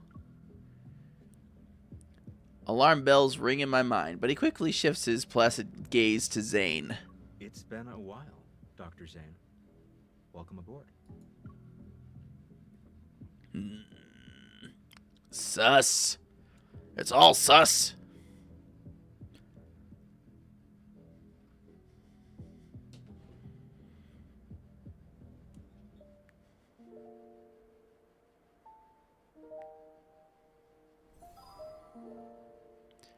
Alright, we're at the end of chapter relay. Let's go. It's just gonna be us beating up a bunch of things. With a Dwagon Man. I really need to get back on, like, leveling the rest of my cards.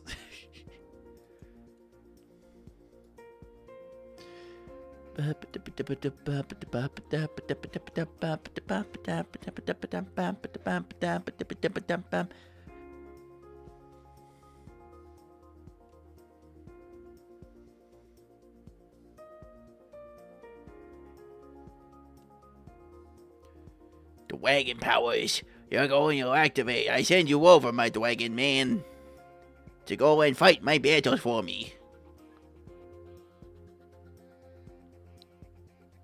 And he is like Doomsday and all that jazz.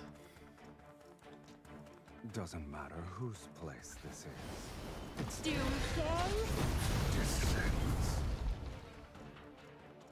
Bring it on. Don't mind me, just going around here and swinging my great sword. If you say so. I think it's awful great. Get too close. That's my spot. Just starting to enjoy this. You can have as much as you Descend. desire. The ruler Love of that all. comes with such a big area of effect. That's exactly how you should use this invention. Hey, wait a minute. Is that the behemoth from the Final Fantasy XIV? You put up a good fight. I think that was its legally distinct cousin.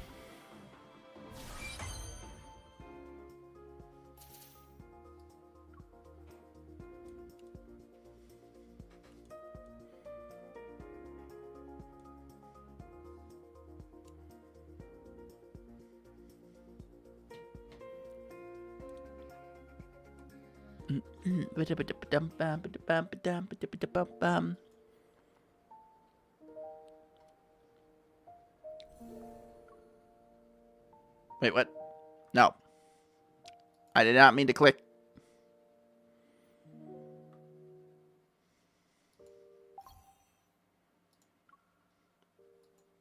I did not mean to click that. Getting a little too eager.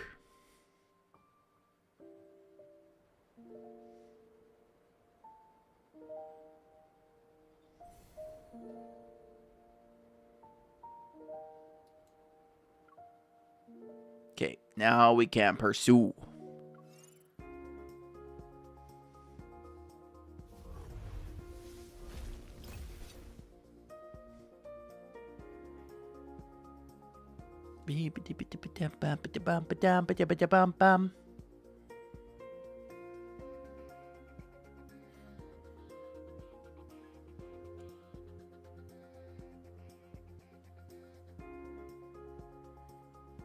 All right.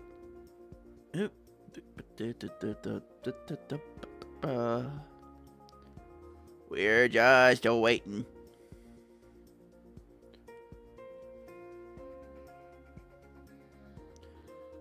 One of these days, Infold will create that PC client for Love and Deep Space, and this won't take as long to load. Stay focused. We'll be collecting Doomsday? descends. I guess it's gonna fight dirty. Bring it on. Let's settle this in one fell swoop. You were sloppy. My eyes were locked on you. It's your turn. Okay, if you say so. You aren't so bad yourself. Doomsday? All right. The ruler of all. Wave 2 of 3, wave 3 of 3. You're too close. We'll be done soon. Spot. Don't mind us. It's time to eat. Be careful. Don't let it hit you. My turn. Are you up for a joyride later? Where do you want to take me? Guess. Should be one more, chat. One more. And then we'll be ready to start the next section. Oh my god!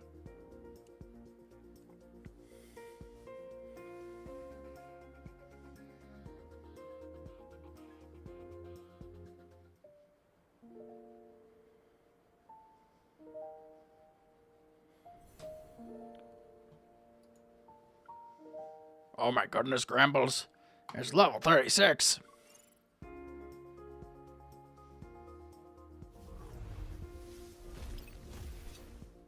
Do.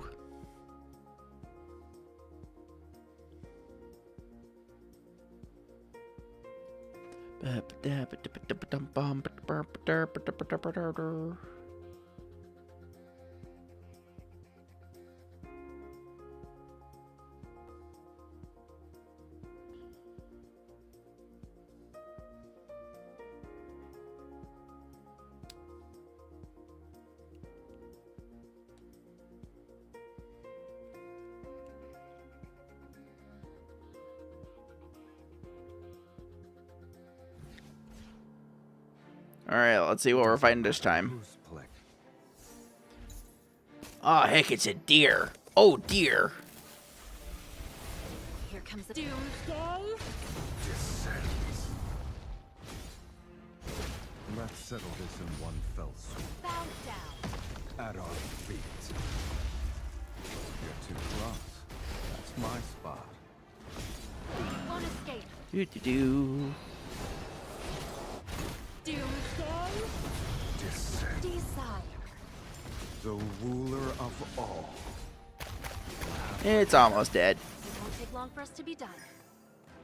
My turn. It's time to eat. It's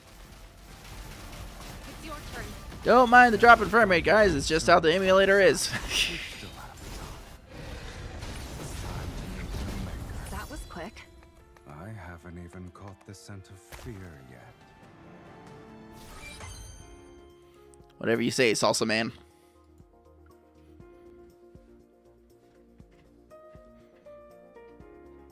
You know, it still strikes me as odd that, like,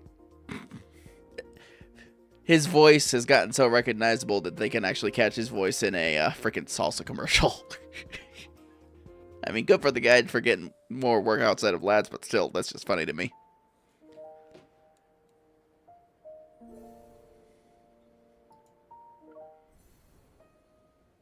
All right.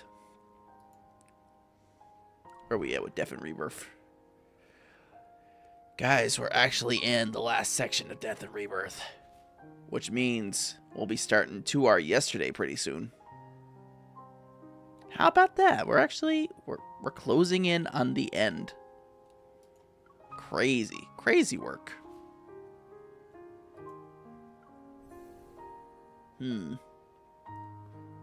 Yeah, we'll go on a bit longer.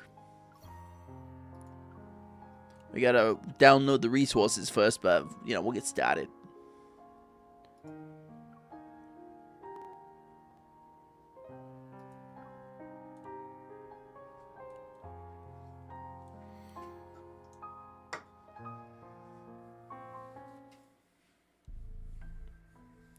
Benedict extends his hand as a friendly gesture. Zane barely returns the handshake before quickly withdrawing. Meh. Cooties. Wait, you two know each other? Why didn't anyone tell me? Because you make it weird, Carter.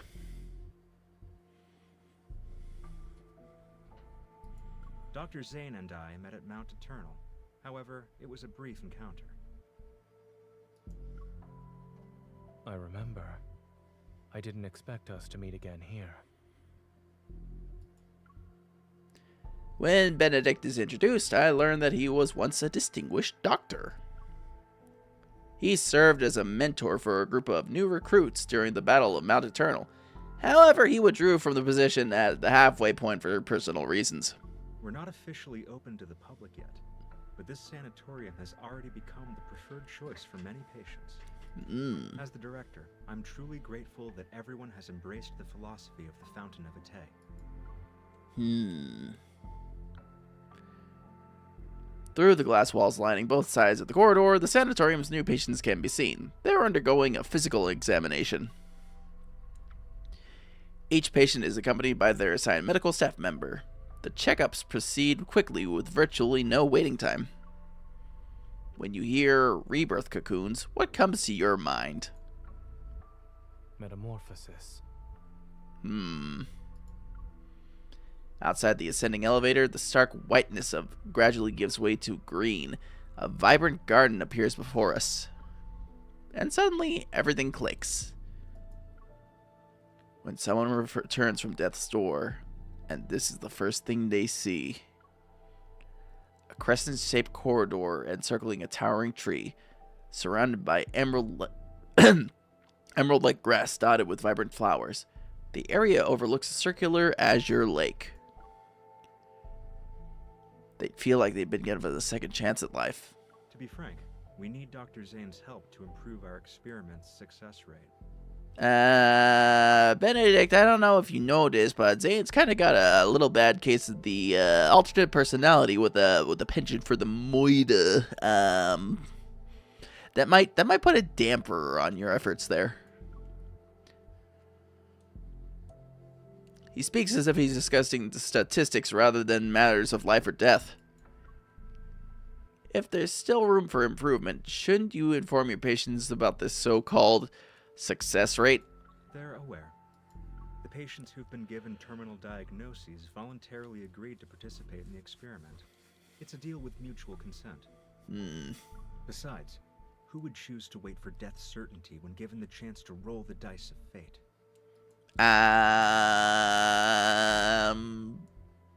Third floor. As the elevator doors open, an unexpected gust makes me squint. Before me is an unfamiliar white corridor. It's empty and clean as the way that you're making me feel tonight. The doctor is lined with separate... not the doctor, what am I saying? I'm losing the ability to read here in real time, chat. What? You might say I'm a Vtuber or something like that. The corridor is lined with separate rooms on both sides. And through their semi-transparent glass, I can see egg-shaped experimental pods. Ooh, chat, behold the egg. It's an egg. Here are the rebirth cocoons. Their mysterious nature has been revealed. Mounted on bases lined with energy circuits, they emit a gentle glow. Contrary to what we expected, Carter and Benedict seemed quite willing to show us everything. Yet what we see feels like a meticulously crafted exhibition before the visitors. The light bathes everything in soft, warm tones to create a sort of cocoon effect. Even the air filtration system can be adjusted to simulate different scents based on mood. Every detail was made to spark a desire for life and create an illusion of truly being alive. The soft hum fills the air as fluorescent blue energy flows through the tubes and rapidly enters the chamber. The connected monitor displays the rebirth cocoon's interior in real time. Inside, a young girl receiving treatment clutches her chest. She takes deep, labored breaths. Pain covers her already pale face as she breaks into a cold sweat. Her hands tremble, and she soon starts convulsing. Seconds after the device activates, her breathing steadies at a remarkable rate. Her convulsions stop. As time passes, her breathing finally becomes regular. Exhausted, she closes her eyes and seemingly drifts into a deep, dreamless slumber. The video feed sparkles with light as text appears to indicate that the treatment is complete. Benedict presses a button on the wall, and the treatment room's smart glass returns to its opaque, milky white state. Alright, she's done cooking. Dr. Zane, these should interest you the most.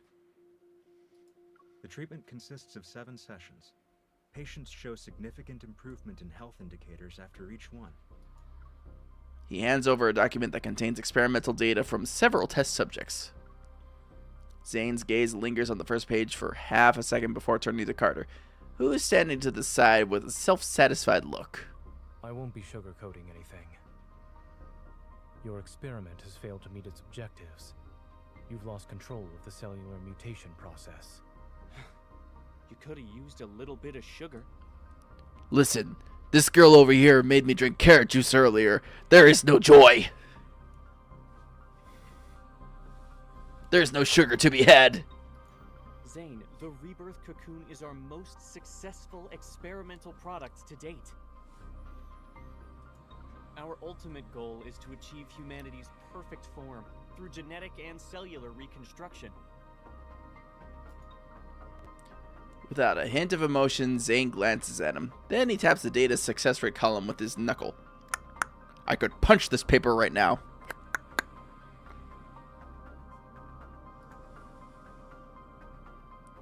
These numbers are far from perfect. Someone's using his expertise well.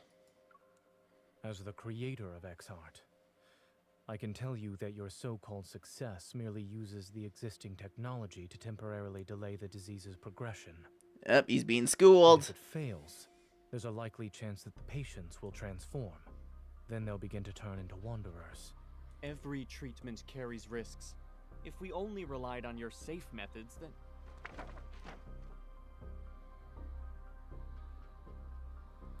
Zane closes the files and hands them back to Benedict. His expression remains calm throughout the exchange. Of course. I understand you're challenging the impossible.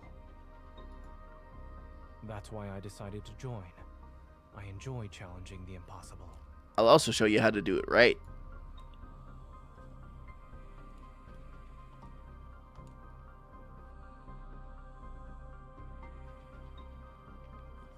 As they continue their thoughtful verbal sparring, my gaze is drawn to the curved floor-to-ceiling window beside us. Outside, patients in white hospital gowns walk across the verdant lawn. They create an unexpectedly peaceful scene. At that moment, my heart detects a strange energy. It pulls me forward. This feeling, it's just like before when I was in the ruins of the Gaia Research Center. I gently nudge Zane. He understands and takes a step to converse with Benedict and Carter. Then he successfully leads them away. Run to distraction, Zane! In which Zane switches fully into shit-talking mode. After making sure no one's around, I slip into the descending elevator. You're not allowed in there, miss. I see. You can't go there either. Miss? Visitors are restricted to the public areas on the first and second floors. We aim to respect our patients' privacy. Hang on, I gotta see. Okay, yep, they're just saying that we can't go there either. I turn to meet the receptionist's polite, yet very wary gaze and nod. Alright then, I'll head back. It was that way, right? I point to a spot in the distance. Confused, the receptionist turns to look, and I prepare to make my escape. But I'm yanked by the hem of my top. What? The faint energy I've sensed disappears. We got yoinked.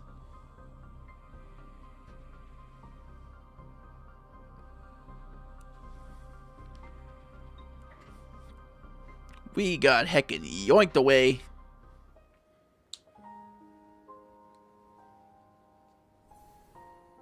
Undercurrent.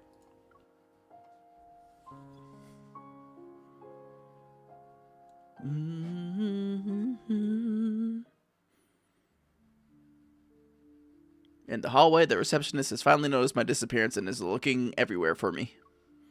The sliding door closes. I turn around cautious, only to find myself face to face with someone familiar. You're the young lady who accompanied Dr. Zane. Oh, hey, Karen. Miss Karen? Allow me to properly introduce myself. I'm Karen, a patient with Oh, Karen. Vtuber syndrome. I'm sure she just introduces herself like that with everybody, you know, just carefully like, hey, Karen, how you doing today? I am Karen. And I've made my jokes about the some of the dubs before, so we'll leave it alone for this part. A sliver of light from outside filters through the Venetian blinds. It illuminates her gentle features. She extends her hand. Oh, we got an ad break starting soon, guys, so quick reminder, we're going to take the 3 minutes once that rolls, and then we'll be back after that.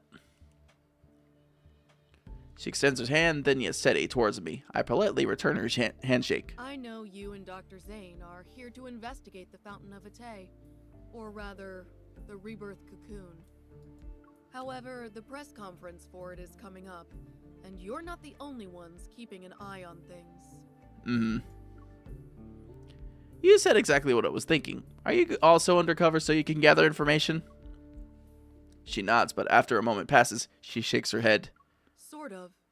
My original reason for coming here was simple. I wanted to live. Isn't it strange? After all, I was a war correspondent who once risked everything on the battlefield. Yet, after returning to civilian life, I'm afraid of death. I even believed in far-fetched promises. When it comes to matters of life and death, I have no right to judge, let alone interfere with others' choices. Yet I also wondered, if I were a patient, would I pin my hopes on this experiment despite knowing full well how absurd it is? But I hesitate, unsure if I should reveal what I know. You want to say that this experiment is turning people into monsters. Those things called the Alterum. The Alterum. I was there during the Battle of Mount Eternal. I saw people transform into monsters with my own eyes. Oh, jeez. Whether you're trying to stop it or investigate it, 2 people won't be enough to treat this as a simple matter. Oh, jeez. We need more. We need more men. She turns around and opens a drawer. She takes out a small, elegant notebook and hands it to me. This may seem sudden, but I need your help. And I believe you might need mine as well. Alright, break time. We will be right back shortly.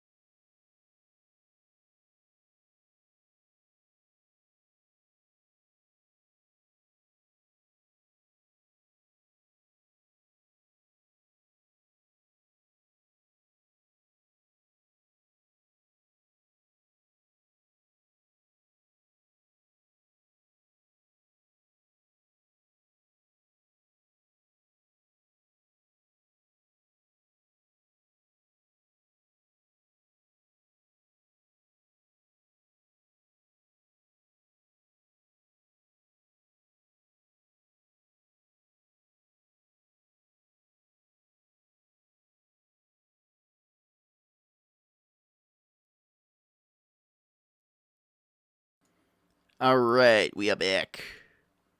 We have returned.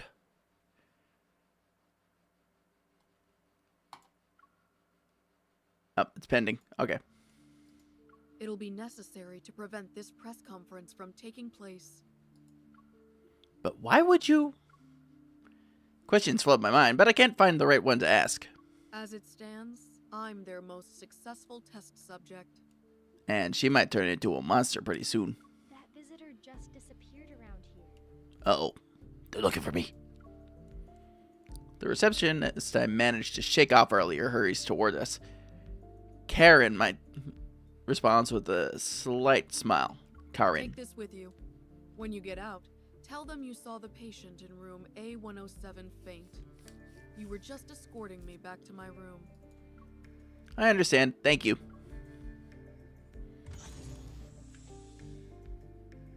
Miss, how did you end up here? Is there anything I can help you with?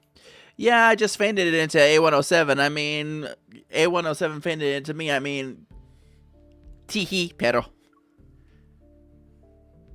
The patient in room A107 just collapsed. You should check in on her. While skeptical, the receptionist quickly summons doctors and nurses. The quick response suggests Karen's presence carries a special weight here. For my first visit to the sanatorium, uncovering these crucial leads is more than I could have hoped for. As for those secrets that lie deeper in a shroud of mystery and finding a way to stop Carter and Benedict's plans, that'll take more time. I wonder how Zane's doing. I should act like I don't know anything when I meet up with him. Pushing these thoughts aside, I carefully hide the notebook on my person before heading towards the main white building. La la la la la, I don't know anything. As the tour is about to end, Carter is once again urgently called away by his assistant. As the creator of Exhart, seeing your technology destroyed because of a momentary lapse in judgment. Do you feel regret or disbelief? I had imagined both reactions, yet I see neither on your face. You must have been away from the operating room for too long, Mr. Benedict. You seem to have forgotten that showing emotions on one's face is the most ill-advisable thing a doctor can do. Benedict smiles and chooses to ignore the sarcasm. I'll be honest. I don't trust you, Dr. Zane. But no one else has your outstanding qualifications and experience. That's right, he's the man. It's precisely why I want to bring you on board, even when I know you don't agree with our philosophy. Gonna change everything from the inside. Since you're being candid, Mr. Benedict, I'll also discard the pleasantries. As I've said, I want to challenge the impossible. We each have something to gain, no? This collaboration could work. Is challenging the impossible your only reason? Will you really let others handle your life's work? Don't you want to find out who created those Alterum? I think he already knows who created the Alterum. You certainly enjoy speculating about others' feelings. I just can't help but wonder, if your bold experiment back then was completed, would the results have been different? In any case, Miss Hunter will tell you about her impressions of the tour after she's done with her disappearing act. The clamor from downstairs seeps through the window and causes subtle vibrations in the air. Calm as always, Zane meets his gaze. I look forward to our cooperation in the future.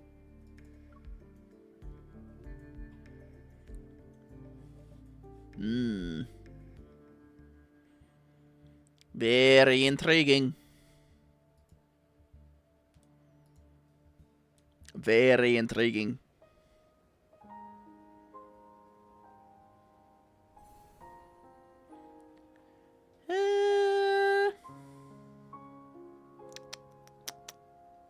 Yeah, we'll keep going for a couple more. Just a couple more. We're almost done with this thing, dude. Almost done with this section of the story, and then we can start fresh with the new one. It's gonna be real good. And just like that, our first tour comes to an end. After leaving the sanatorium, life with Zane seems to have returned to normal. Barely finding a moment's rest, he rushes between Axo Hospital and the sanatorium. For the time being, Ever seems preoccupied with the grand vision with the Fountain of Atay. The leads related to the Aether have also gone cold. Meanwhile, Protocore Syndrome cases are multiplying at an incredible rate. Axo Hospital's emergency room is constantly overwhelmed. Medical teams worldwide continue to test new treatments, but the results remain disappointingly ineffective. It's as if a deity, somewhere in the cosmos and uncertain about the world's fate, keeps listlessly rolling the dice again and again. Or, maybe somebody, not saying Carter, but somebody could be, My wife is critically ill, and you're just letting her die. Uh-oh, it's Joe from the Bronx. We're in danger now. Where's Dr. Zane? Isn't he the leading expert on Protocore Syndrome? Why can't he see us first? Doctor, my child was perfectly fine yesterday. Why did the condition worsen? In the break room for the division of cardiac surgery, the doctors and nurses can finally get a minute of rest. Exhausted, they slump into their chairs. We're humans, not gods. We want to take care of everyone too. Poor Grayson. In 3 days, Ever will officially unveil the Rebirth Cocoon at their press conference. It is designed to treat Protocore Syndrome. We interviewed Miss Karen, one of the first patients who underwent this treatment. She will appear at the press conference. We might be witnessing a medical revolution. Only time will tell. Everyone remains silent as they watch through the transparent partition in the door. From the corridor, they observe Zane's focused expression. Isn't Dr. Zane supposed to be on leave? Officially, maybe. I bet he's just busy with other projects. Things just aren't the same without Dr. Zane here. Seeing him around makes me feel at ease. It doesn't matter how exhausted I am. Yvonne lets out a deep sigh and turns to open the storage cabinet. With practiced ease, she breaks 2 dietary glucose sticks to hand out to her colleagues behind her. Let's eat these and give it our all. Sugar sticks!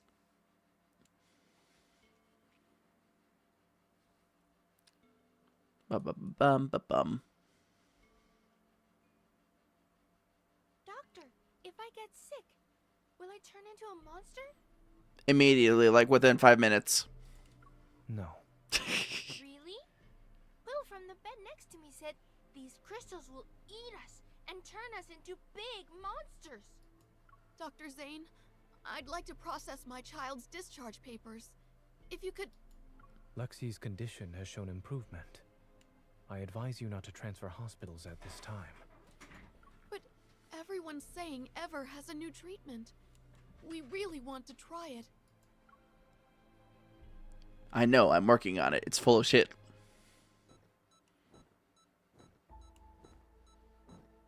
The pulmonary artery aneurysm has ruptured.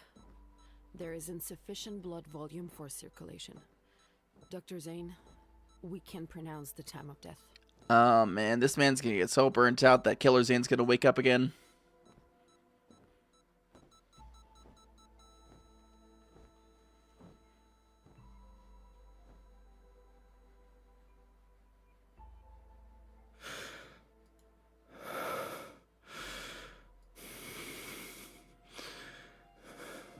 He is all worked up. Time of death, 2:23 a.m. Notify the family. Man, he has it so rough. Using the wall to support himself, a teenager in a warm green hoodie staggers along. He stops to catch his breath after each step. Every organ feels twisted and turned inside out. His nerves scream from the agony and pain. They threaten to rob him of his strength to stand up. His vision blurs as he collapses against the wall. His arm shakes uncontrollably as he tries to brace himself. Something races beneath his skin. I'm not a monster. I don't want to become a monster. The violent urge surges through him once again as he stares at his hand. They're covered in sharp crystals. He's fighting against the impulse to plunge them into his own heart. Yet he can't bring himself to do it. Cold snowflakes fall onto his body that reached a fever pitch. A man's steady footstep approaches. Up. He stands at the end of the road, his tall figure nearly blocking out all light from the street lamp. This teenager can still make it out, however. Murder Zane is back! You're the killer. Or the doctor. We meet again. This isn't a coincidence. I'm here specifically because of you. Is that so? Am I turning into a monster? Monster. He forces his eyes to close for a moment. Even his vision is starting to blur. A man clad in black slowly approaches him. The teen feels an unexpected sense of peace. I knew you'd save me. Just as something foreign bursts through his skin to strike at the man before him, the teen hears the crystalline sound of ice forming beside his ear. It'll be over soon.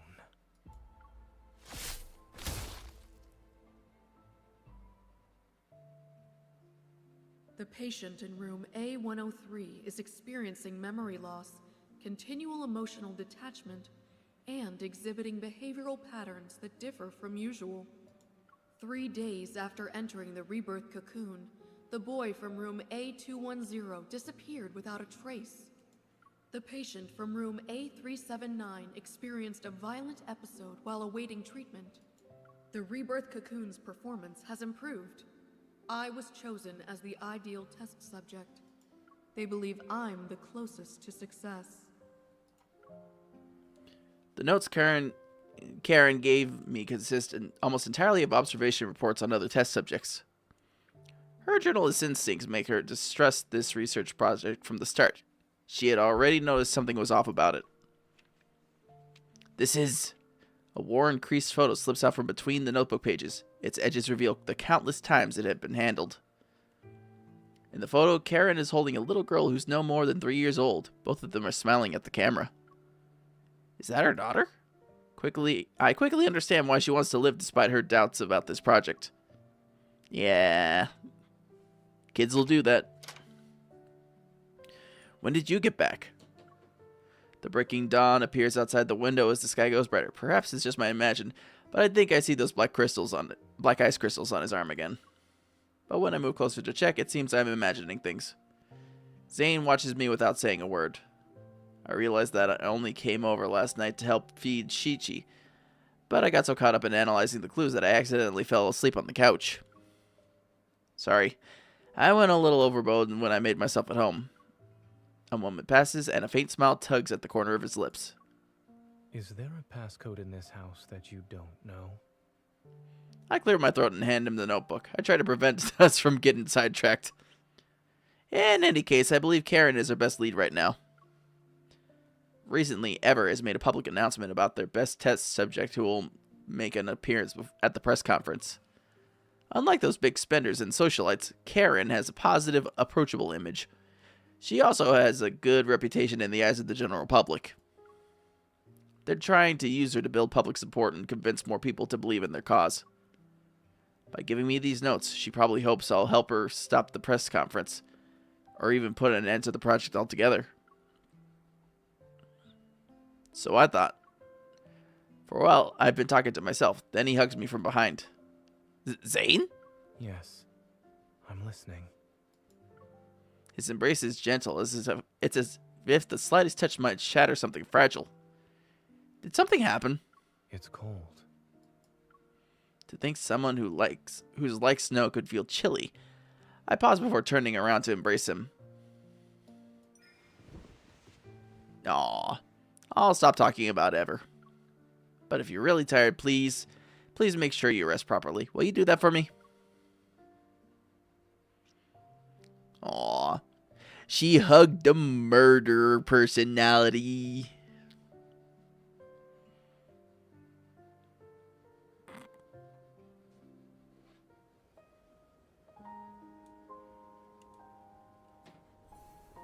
Alright, countdown. We're heading for a breakdown.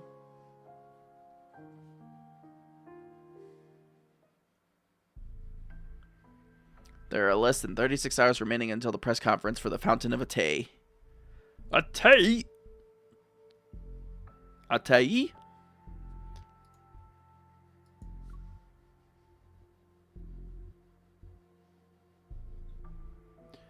Before returning to the sanatorium to stop it, Zane and I quickly come up with a plan.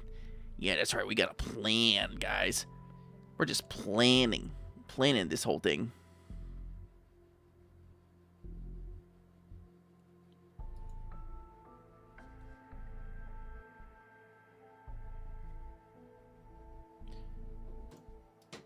Come on, game, work with me. I need to approach Miss Karen again to figure out a surefire way. Meanwhile, Zane, who had already had connected with the core researchers, will cover for me. Whether it's diseases, wanderers, or the Alterum, they all stem from humanity's instinctive fear of things beyond their control. The deeper this fear takes root, the more likely people are to mistake absurdity for miracles. And whenever appears as a savior, they will gain a congregation of devoted followers. Zane, the energy source I detected wasn't my imagination. I'm still not confident in utilizing the spatium core, but another visit might help us discover something new.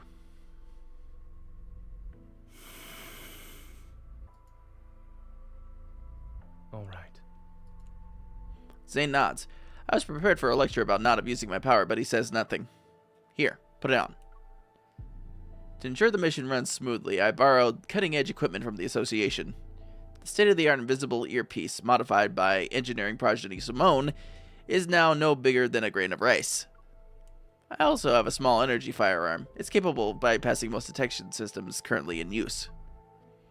I place the earpiece in my ear and gesture for him to come closer. Zane obliges and leans down.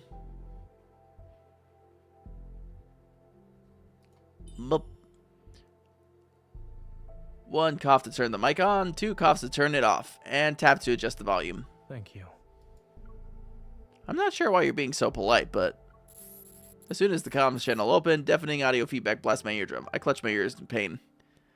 I stagger back just before Shichi's mischievous attempt to trip me succeeds. Zane catches me by the waist. Oh! He can't help but laugh. This is the first time in days that I've seen genuine joy in Zane's expression. You... Eh? I frantically clamp my hand over his mouth. Wait until I adjust the volume before you speak! I can feel his smile widening beneath my fingers as I use my other hand to adjust the earpiece. Sound check. Zane, say something. You've never asked about the reason for why I picked that as my research topic back in medical school. He remains close to me, his breath warm against my ear. It's almost as if I can hear his heartbeat. The path of medicine is a noble pursuit, Dr. Zane. You strive for academic excellence. You also want to find a meaningful purpose in life. It's a good guess. Back then, when you decided to destroy what could have been a world-changing discovery, you didn't hesitate. World-changing. It's the kind of honor most people would cherish for a lifetime, yet he seems genuinely unbothered by it. Zane must have chosen to stop the experiment because he foresaw the consequences of its potential misuse. I had considered including your name in the acknowledgments of my paper. Oh, what a sweetie. I nod as I secure my firearm to the holster strapped to my thigh. Then I double-check my equipment. You only thought about it? You didn't actually do it? It wouldn't have been right for our names to appear on the same piece of paper without your permission. That's true. Before I can process the meaning behind his words, a rustling sound suddenly comes from the window. A piece of bean-shaped ruby chocolate falls. Clattering, it rolls to my feet. Aw. I look up and see that the last pack of chocolate snacks from the cabinet has been taken down and torn open on the floor. Shichi lifts his face from the snack package, which is bigger than his head, and licks the chocolate residue off his let's be glad that Chi-Chi's not an actual dog, because that's potentially a bad. Wait, what did you eat? My body moves before my mind can catch up. I quickly pick up Chi-Chi and check the empty package. You ate all the chocolate? You animals aren't supposed to eat that!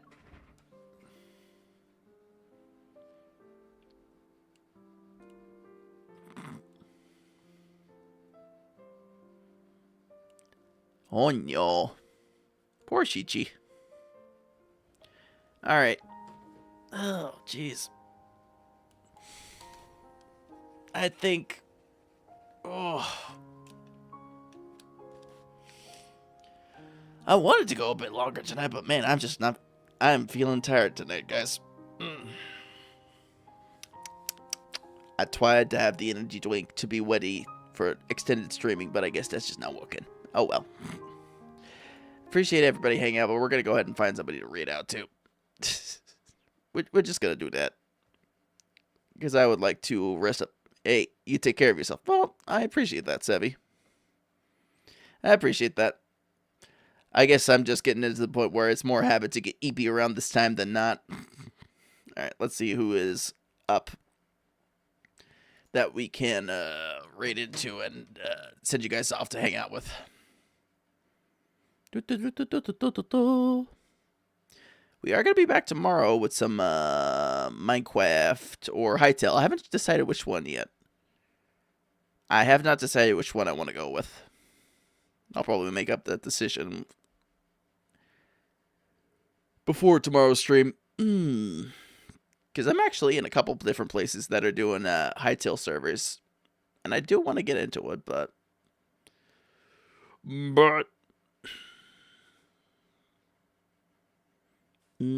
Where? Spoofy. Spoofy, you get back over here. Spoofy, we need music to play us out. Thank you. All right.